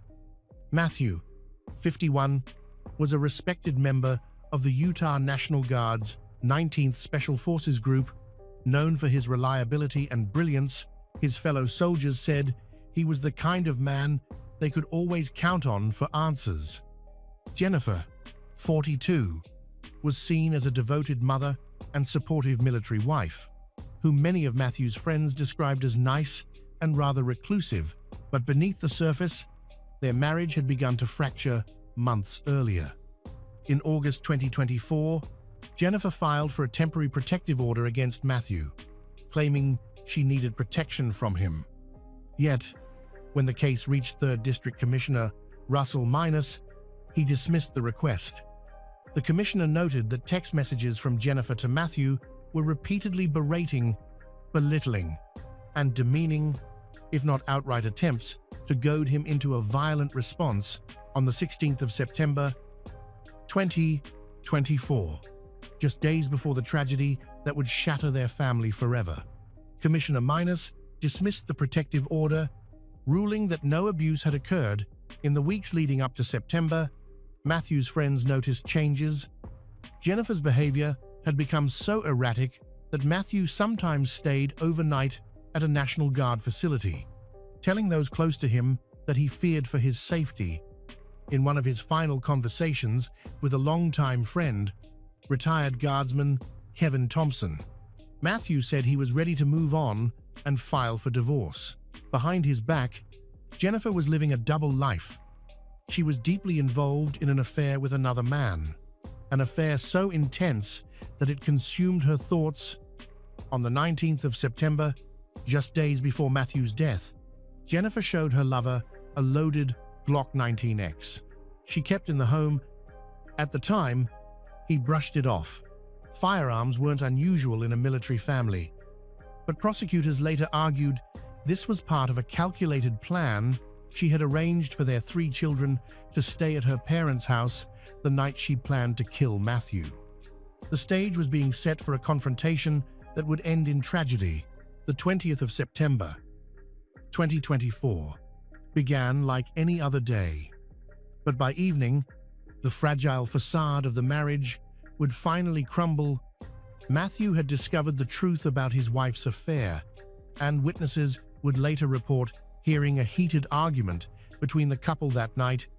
According to Jennifer's later confession, Matthew confronted her, yelling because he knew she had been sleeping with someone else. The argument was intense, years of marital problems finally exploding into the open. What happened next would haunt everyone who learned about it. In the early hours of the 21st of September, 2024, as Matthew lay sleeping in their master bedroom, completely vulnerable and unaware of the danger, Jennifer made a decision that would destroy him forever. She took his own 9mm handgun and shot him in the head while he slept. By her own confession, she then put Matthew's body into a rooftop storage container, sliding it down the stairs of their home before loading it into the back of their minivan.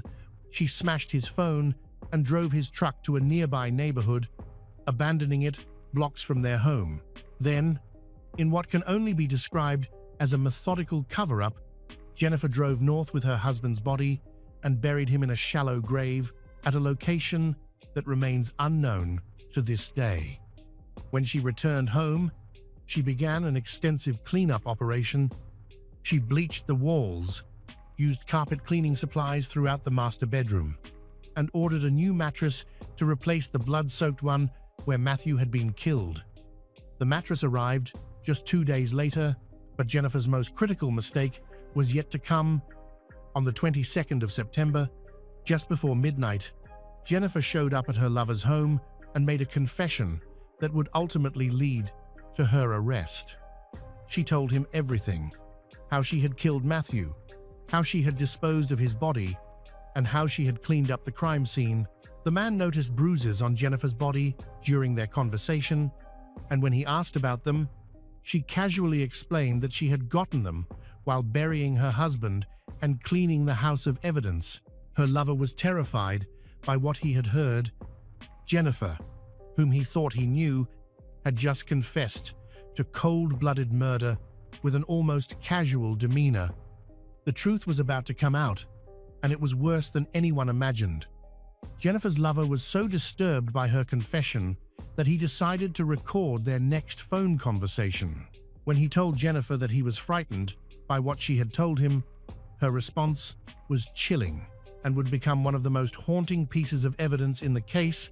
She exclaimed that she thinks she could even hurt a fly, and said that Matthew's not a person. He wasn't a person anymore. The cold detachment in her voice was unmistakable. She had dehumanized her husband so completely that his death meant nothing to her. But Jennifer's disturbing revelations didn't stop there. When her lover asked if she would do anything differently if she could turn back time, Jennifer replied, no. She also asked her lover not to think of her as a monster and to remember who she was before the confession. The irony was not lost. She was asking for understanding after confessing to murdering the father of her children in cold blood. What made this conversation even more significant was that it took place before Matthew was officially reported missing. Jennifer was already referring to her husband in the past tense. Even though no one else knew he was dead, 6 days after confessing to her lover, Jennifer finally reported Matthew missing to the police. She told them that Matthew had said he would be gone for a week and instructed her not to call him. Meanwhile, the Utah National Guard had already begun searching for Matthew when he failed to report for duty on the 23rd of September. Unbeknownst to Jennifer, her lover had been collecting evidence against her, including screenshots of their text messages and recordings of their phone conversations. On the 2nd of October, 2024, he contacted the police with information that would crack the case wide open. On the 2nd of October, 2024, armed with the recorded confessions and physical evidence, police arrested Jennifer Gledhill on charges of first-degree murder and obstruction of justice. When Cottonwood Heights, Utah police executed a search warrant on the Gledhill home. They discovered a scene that told a very different story than the one Jennifer had presented. In the master bedroom, investigators found a large blood-stained spot on the carpet beneath the bed.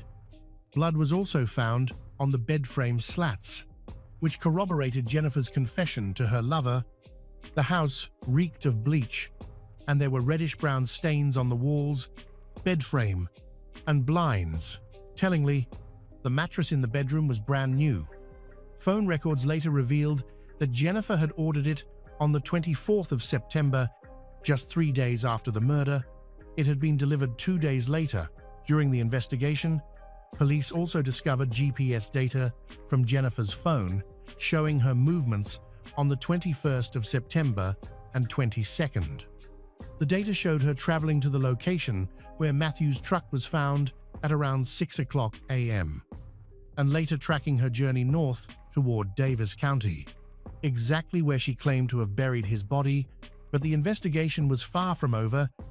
On the 24th of October, 2024, Jennifer's parents, Thomas Gledhill, 71, and Rosalie Gledhill, 68, were also arrested and charged with 4 counts of obstruction of justice. Police discovered that they had spent over 5 hours at Jennifer's house in late September. Despite initially claiming they were only there for less than an hour to pick up clothing, investigators found that Rosalie had purchased the new mattress and had her phone remotely reset, erasing all data about her whereabouts during the cleanup period. When police questioned Thomas about the master bedroom and the alleged cleanup, he said he did not go in where the incident happened, inadvertently revealing knowledge of a crime scene. During a search of Jennifer's parents' home, police found a Glock 19X gun box wrapped in a child's onesie inside a plastic tote near Jennifer's bedroom. The container matched the description of the gun Jennifer had shown to her lover on the 19th of September. The family had tried to cover up the perfect murder, but their web of lies was quickly unraveling. Months have passed since Jennifer's arrest, but Matthew Johnson's body remains missing. Extensive search efforts have covered multiple counties, extending from Davis counties all the way to Box Elder County near the Utah border. Over 70 searchers have participated in the ongoing efforts to find Matthew, including law enforcement, volunteers, and Matthew's own military friends who have organized their own search parties. As his friend Kevin Thompson said, "The fact that the search is now in its 5th month keeps them up at night." John Hash, Matthew's fellow Green Beret, who served with him for 12 years, has been frustrated by the ongoing search efforts. He said, having had Jennifer in his home before, breaking bread with them, it turned out she's responsible for Matthew's death. It was shocking. Frankly, during recent court hearings, prosecutors revealed that a vehicle storage container had been found floating in water and it contained Matthew's blood inside. This discovery provided additional physical evidence linking Jennifer to the crime, but Matthew's body still hasn't been recovered. The search continues to expand across northern Utah as investigators follow every lead, hoping to finally bring Matthew home to his family. They were about to discover a secret Jennifer had hoped would never see the light of day. Jennifer Gledhill has pleaded not guilty to all charges against her.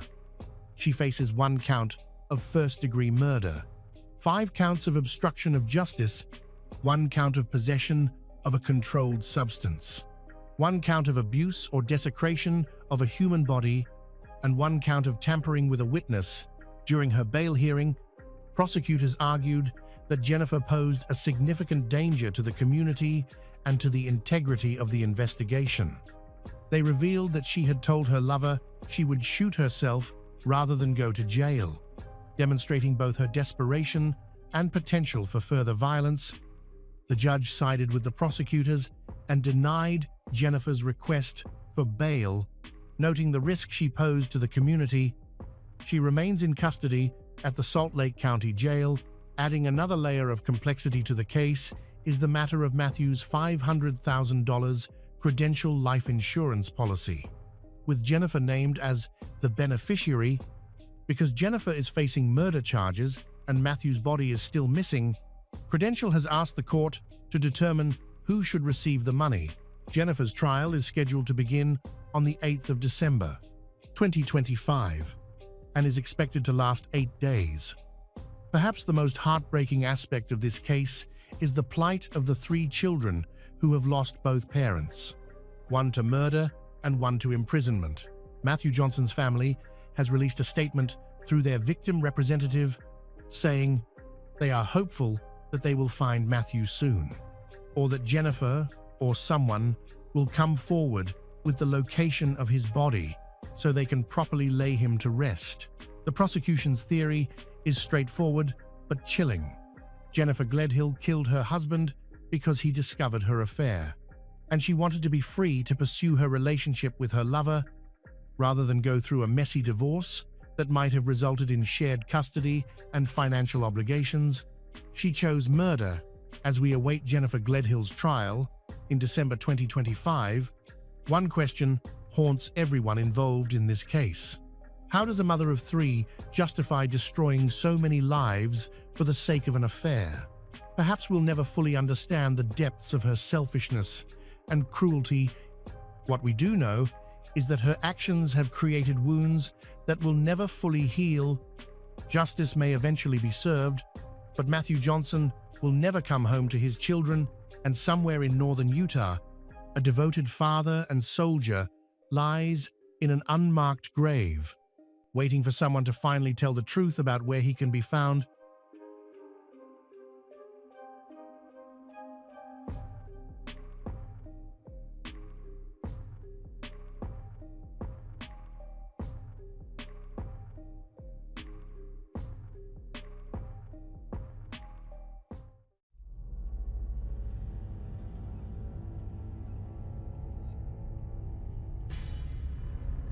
Behind the smile and attractive appearance, sometimes there are hidden corners that no one can imagine. When the truth is revealed, it is too late to save everything.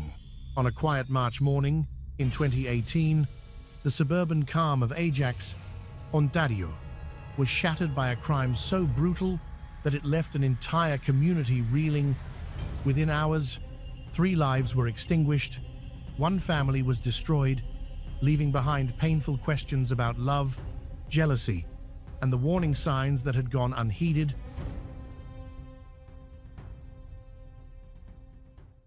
On March 13, 2018, Vanelia Pedshinovsky was eagerly anticipating the evening. School was breaking for spring vacation. The 13-year-old girl had an entire week of rest and enjoyment ahead of her. She lived with her family in Ajax, a fairly large city in the province of Ontario, Canada. Vanelia and her family ones resided in a modest house that was divided into several separate apartments. She had an older sister, 16-year-old Victoria Pedshinovsky, and an older brother named Roy Pedshinovsky, who was 15. All 3 siblings were raised by their mother, Krasimira Pedshinovsky. The children's biological father, Veselin, had divorced Krasimira a few years earlier, yet they remained on good terms. Veselin was very active in his children's lives, and they saw him regularly, often staying overnight at his place. He spent most of his time with his son Roy, while Vanelia and Victoria primarily lived with their mother. Victoria, the eldest daughter, was enrolled in driving school. She practiced driving in her spare time and also worked part-time at a local beauty salon. Krasimira was employed there as well and helped both daughters get small jobs at the salon. Krasimira herself was well known and well liked, becoming close friends with the owner and many colleagues, so much so that the salon felt like a second home to her. Roy, meanwhile, was in the middle of hockey season and played for his school team. He was a talented young player. His coach firmly believed he had a bright athletic future. At that time, 39-year-old Krasimira was dating a 29-year-old man named Corey Fenn, who had 2 children from a previous relationship. Their relationship had lasted for a little more than a year, having begun when they met at a local gym in late 2016. The casual conversation soon turned into something much more. Krasimira and Corey were quickly drawn to each other and began dating. The relationship developed rapidly, and in the spring of 2017, they decided to live together. Corey moved in, began renting a basement room in Krasimira's house. From then on, Krasimira spent more and more of her time with him, often staying overnight in his room. This situation gave the children greater independence, and even though their mother was nearby, they were for the most part left unsupervised. March 13, 2018, proved to be a busy day for the entire family. That evening, Roy came home after playing in a hockey game, which was attended by both parents and his younger sister. Vanelia had invited one of her closest friends, Sylvia, to stay for a sleepover, and Krasimira agreed. The day went on in an ordinary fashion.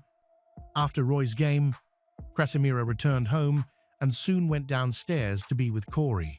The two teenage girls entertained themselves, recording short videos, watching movies, ordering pizza, finally going to bed late that night at around 10:30 a.m.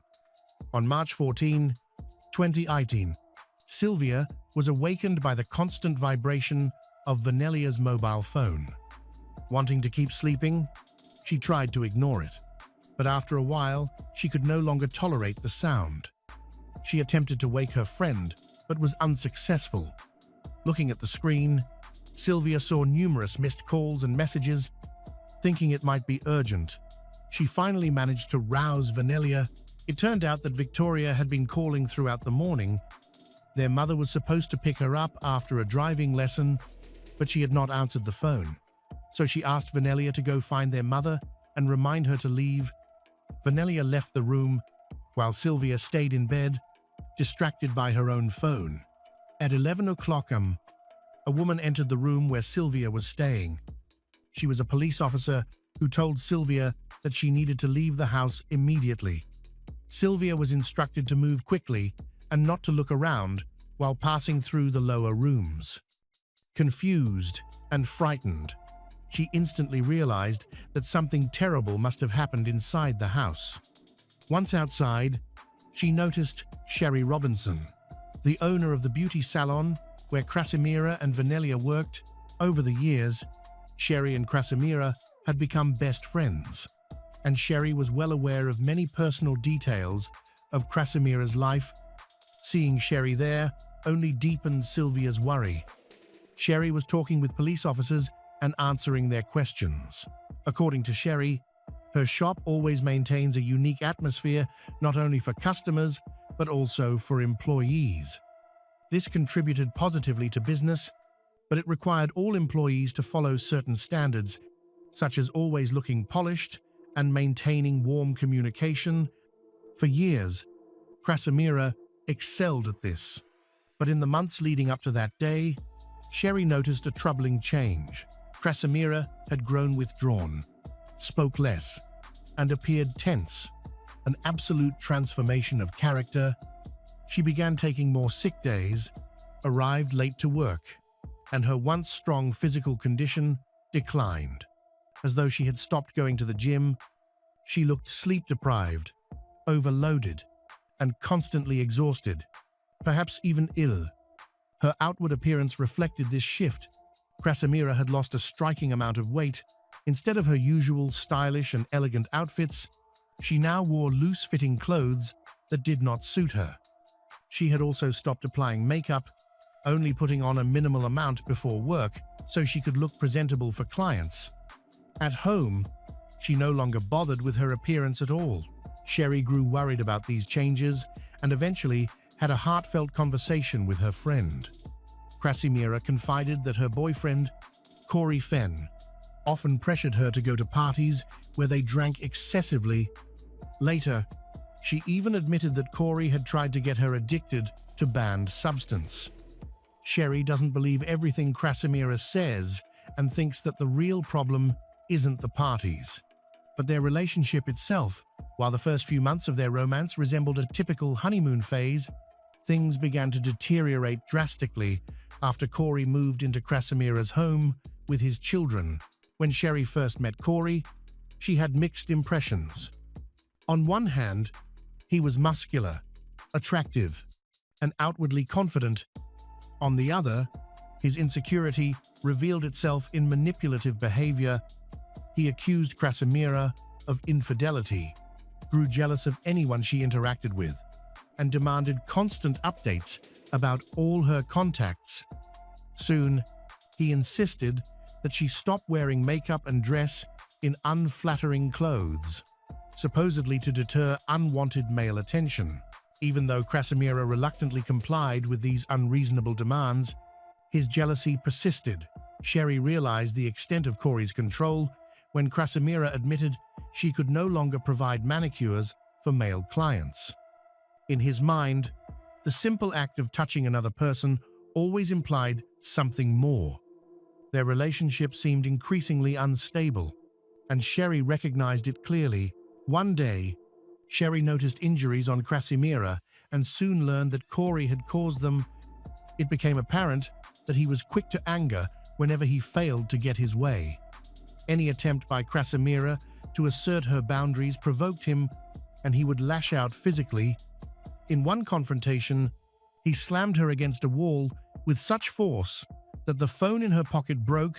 Alarmed by these revelations, Sherry tried to help her friend, repeatedly urging her to open up and insisting it was time to end the relationship. Unfortunately, Krasimira was hesitant and felt she needed more time before making such a decision. By February, Krasimira arrived at work in high spirits, happily announcing that Corey was finally moving out. The breakup had come after she discovered his infidelity. Given his constant and irrational jealousy, everyone at the salon was relieved to hear that Krasimira had ended the relationship. Still, some colleagues remained skeptical, as they had already broken up and reconciled multiple times before. And indeed, by the beginning of March, Corey had returned to the basement apartment, which had been converted into a separate living space. He promised Krasimira that he would change and that their life together would be different. Despite having regretted her forgiveness many times in the past, Krasimira once again allowed him back into her home. A week after their reconciliation, on the morning of March 14, Krasimira was scheduled to start work at 10 o'clock a.m. However, she never showed up. Her colleagues at the beauty salon, including Sherry Robinson, immediately became worried, especially after repeated phone calls to her went unanswered. They then tried to call Krasimira's oldest daughter, Victoria. Victoria is not at home right now. She contacted Vanelia and asked her to find their mother. Sherry developed a sinking feeling that something was terribly wrong. So she decided to drive to Krasimira's house, which was about 10 minutes away from the salon. Sherry arrived at around 10:45 a.m., just minutes after Vanelia had gone downstairs to look for her mother. Despite Sherry's repeated ringing and knocking, no one answered the door. A few minutes later, Corey Fenn emerged from the basement. His unit had its own separate entrance. Corey brushed past Sherry as though nothing unusual had happened. When she asked where Krasimira was, he told her that Krasimira was sick and wouldn't be coming to work that day. Sherry was far from convinced and pressed him for more information. But Corey refused to let her inside. He insisted that Krasimira had drunk too much the night before and was merely sleeping it off. Sherry, sensing something was terribly wrong, refused to accept his explanation. During the exchange, she noticed Corey's suspicious demeanor. He was shirtless, breathing heavily, and drenched in sweat. On closer inspection, Sherry saw several dark red stains on his body that looked very much like blood. Still, Corey continued to insist that Krasimira was fine and did not allow Sherry into the basement. Eventually, Sherry pretended to accept his explanation, saying she would head back to the salon. Corey seemed to relax and even promised that Krasimira would call as soon as she felt better. Sherry got into her car and pretended to leave, but after driving only about 100 meters, she stopped and called 911. She explained her concerns to the dispatcher and requested a welfare check. While she was still on the phone, watching in her rearview mirror, she saw Corey walk out of the house, get into his pickup truck, and drive away. Summoning her courage, Sherry returned to the house. To her surprise, the front door was ajar. She stepped inside and called out for Krasimira, but received no reply. Though she wanted to check the rooms, a strong sense of dread convinced her to retreat outside and wait for the police. Her instincts proved tragically correct. Within minutes, officers arrived and began searching Corey's basement apartment. Inside, they witnessed a horrifying scene. The first discovery was the body of Krasimira's 15-year-old son, Roy, lying on the floor, wedged between the headboard and the wall. The room was in disarray, with bedding and clothing strewn about, some of it tied together into a large bundle. With a blanket, The second discovery was 13-year-old Vanelia, who had also been brutally attacked. Unlike her brother, she had not been strangled, but she had suffered multiple stab wounds. Miraculously, she was still alive and was rushed to a nearby hospital. Krasimira herself was nowhere to be found in the basement, so the search continued. It was not until around 2:00 p.m. that her body was finally located. She had been hidden in the garage, naked and concealed beneath a pile of old tires, garbage, and cardboard boxes. The injuries showed that she had been brutally beaten, stabbed multiple times, and had obvious strangulation marks on her neck. The sheer brutality of the attack was later confirmed during the coroner's examination. Krasimira alone had sustained 17 broken bones. In addition to the many stab wounds, she had multiple broken ribs, fractures to her facial bones, shattered upper and lower jaws. The other victims showed similarly extensive trauma. The knife used to kill Krasimira was found near her body in the garage, while another kitchen knife had been used to stab Vanelia. The violence was so extreme that the victims were left almost unrecognizable. Most of the injuries were concentrated on the head, neck, and chest. All three victims bore defensive wounds, but tragically, none had the strength to withstand Corey's assault. From the very beginning, Corey Fenn was the detective's primary suspect. The police quickly gathered statements from Victoria, Sylvia, and Sherry. Their accounts left little room for doubt about Corey's involvement in the attack. The problem, however, is that Corey has run away, giving him a dangerous head start. After fleeing in his pickup truck, Corey drove northwest into a neighboring town where he abandoned the vehicle. From there, he walked to a nearby gas station, called for a taxi, and continued on his way. He left his cell phone inside the truck to mislead investigators. Yet he made a critical error by going directly to the home of his ex-wife and children. Naturally, the police identified that location as one of the first places to search, and their instincts proved correct. Corey was discovered hiding in the attic. When officers attempted to arrest Corey, he resisted fiercely, lashing out at several policemen.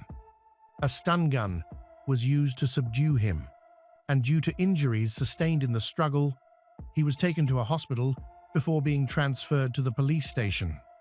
Inside the attic, investigators found a gym bag that Corey had been carrying. The bag contained a significant quantity of illegal banned substance, scales, packaging materials, and roughly $4,000 in cash. This evidence strongly indicated that Corey was not only a user, but also actively involved in distribution. Additional personal items, including vodka, bodybuilding supplements, and anabolic steroids, were also recovered. Meanwhile, 13-year-old Vanelia Pechinovsky was fighting desperately for her life at the hospital. Doctors worked tirelessly for hours to stabilize her, but the damage was too severe. That evening, she succumbed to her injuries. Her older sister, Victoria, who had rushed to the hospital upon learning of the attack, stayed by her side until the very end. Vanelia died in her sister's arms. During interrogation, Corey almost immediately confessed to killing 3 people, fleeing the scene, attempting to conceal evidence, and resisting arrest. However, he sought to lessen his responsibility by claiming the murders were the product of banned, substance-induced psychosis. According to his version, in the days before the killings, he had been using banned substance heavily and slipped into a deranged, uncontrollable state.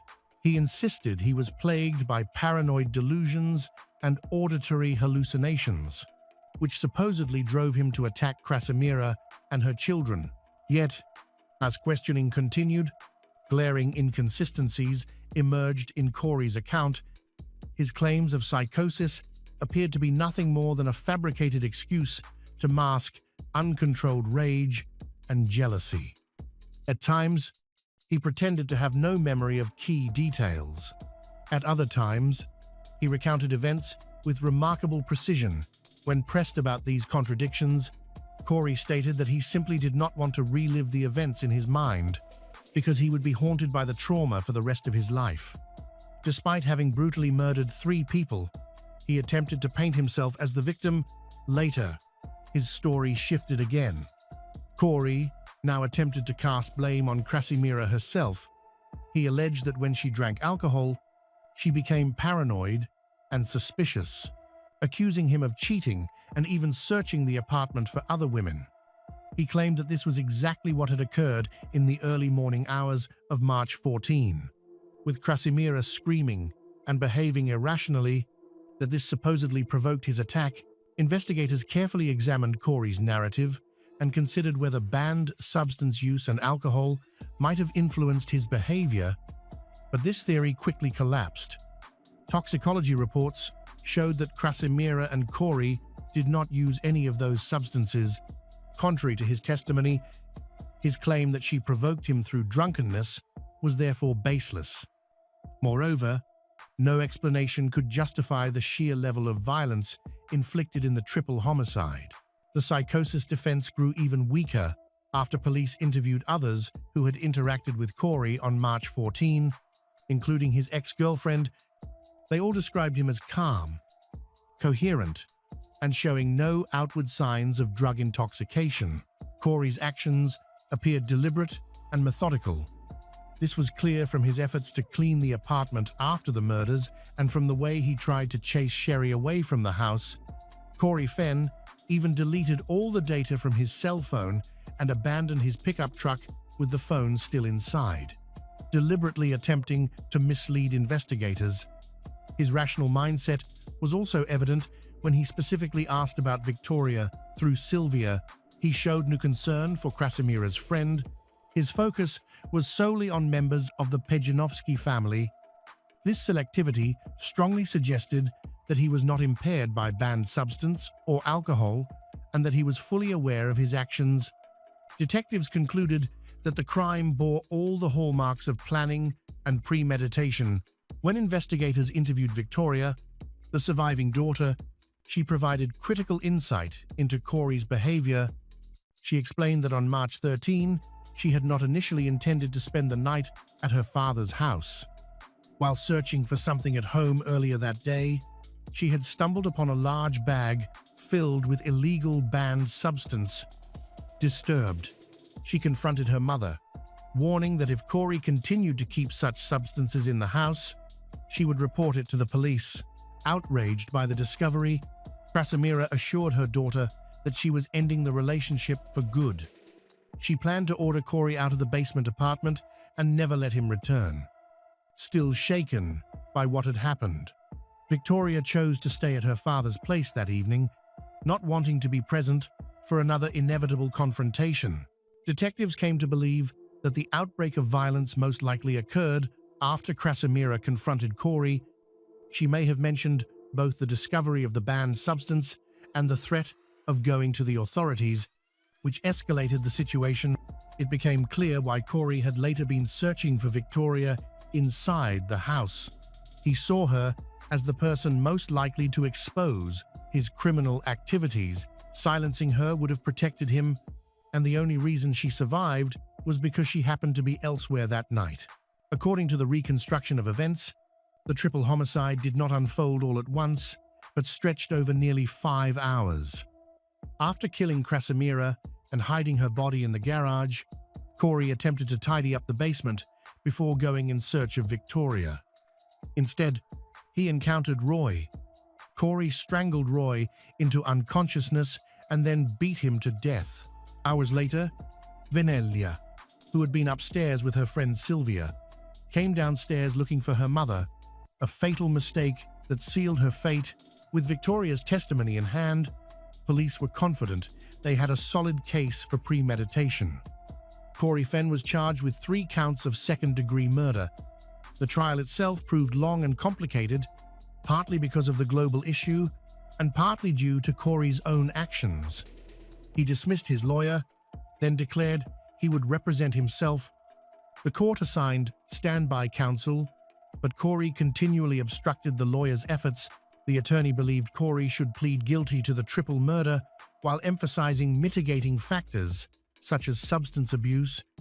Corey, however, insisted this was a mistake and clung to the argument that banned substance-induced psychosis absolved him of responsibility. During the proceedings, not a single witness was called for the defense. Corey's self-representation amounted to little more than a repetitive recital of the same excuses. The situation grew even more surreal when he announced in court that he now had God inside him. He claimed that after completing a rehabilitation program at the Toronto South Detention Centre, he had rethought his actions and reformed. To observers, this came across as delusion rather than a genuine legal defense. It appeared Corey was attempting to convince the court of his insanity, but his strategy failed completely. In February 2022, Corey Fenn, 33, was found guilty of murdering Krasimira, Roy, and Vanelia Pejanovsky. His sentencing hearing took place 2 months later. By then, his courtroom behavior had grown even more erratic. He continued to insist that the God within him had cleansed him, and he even announced plans to file a civil lawsuit against the state for alleged mistreatment. His repeated interruptions eventually led to his removal from the courtroom, after which he was forced to watch the proceedings remotely. In Canada, a conviction for second-degree murder carries a mandatory life sentence, with the possibility of parole after at least 10 years. These parole ineligibility periods can be ordered to run either concurrently or consecutively. In this case, the Crown argued for consecutive sentences, which would effectively ensure that Corey Fenn would spend the rest of his life behind bars. However, just prior to his trial, the Supreme Court of Canada ruled that consecutive parole ineligibility periods constitute cruel and unconstitutional punishment. Even so, considering the extreme brutality of the crimes and Corey's utter lack of remorse, it was clear that he would almost certainly never walk free again. Ultimately, Corey Fenn was sentenced to life in prison with no chance of parole for 25 years for the murder of Krasimira Pejanovsky, Vanelia Pejanovsky, and Roy Pejanovsky. The murders devastated everyone connected to the Pejanovsky family. Krasimira's father recounted that he was bedridden for days, lost in grief, constantly reliving nightmares of what had happened. Vanelia's close friend also struggled deeply, tormented by memories of that morning. Sherry Robinson, who had bravely insisted on checking the house, admitted that she often questioned whether she could have done more to save them. But the heaviest burden fell on Victoria, Krasimira's surviving daughter. She carries a profound sense of guilt, convinced that if she had been home that night, she might have been able to protect her mother and siblings. Yet those around her believe otherwise, that had she been present, she too would have become one of Corey Fenn's victims.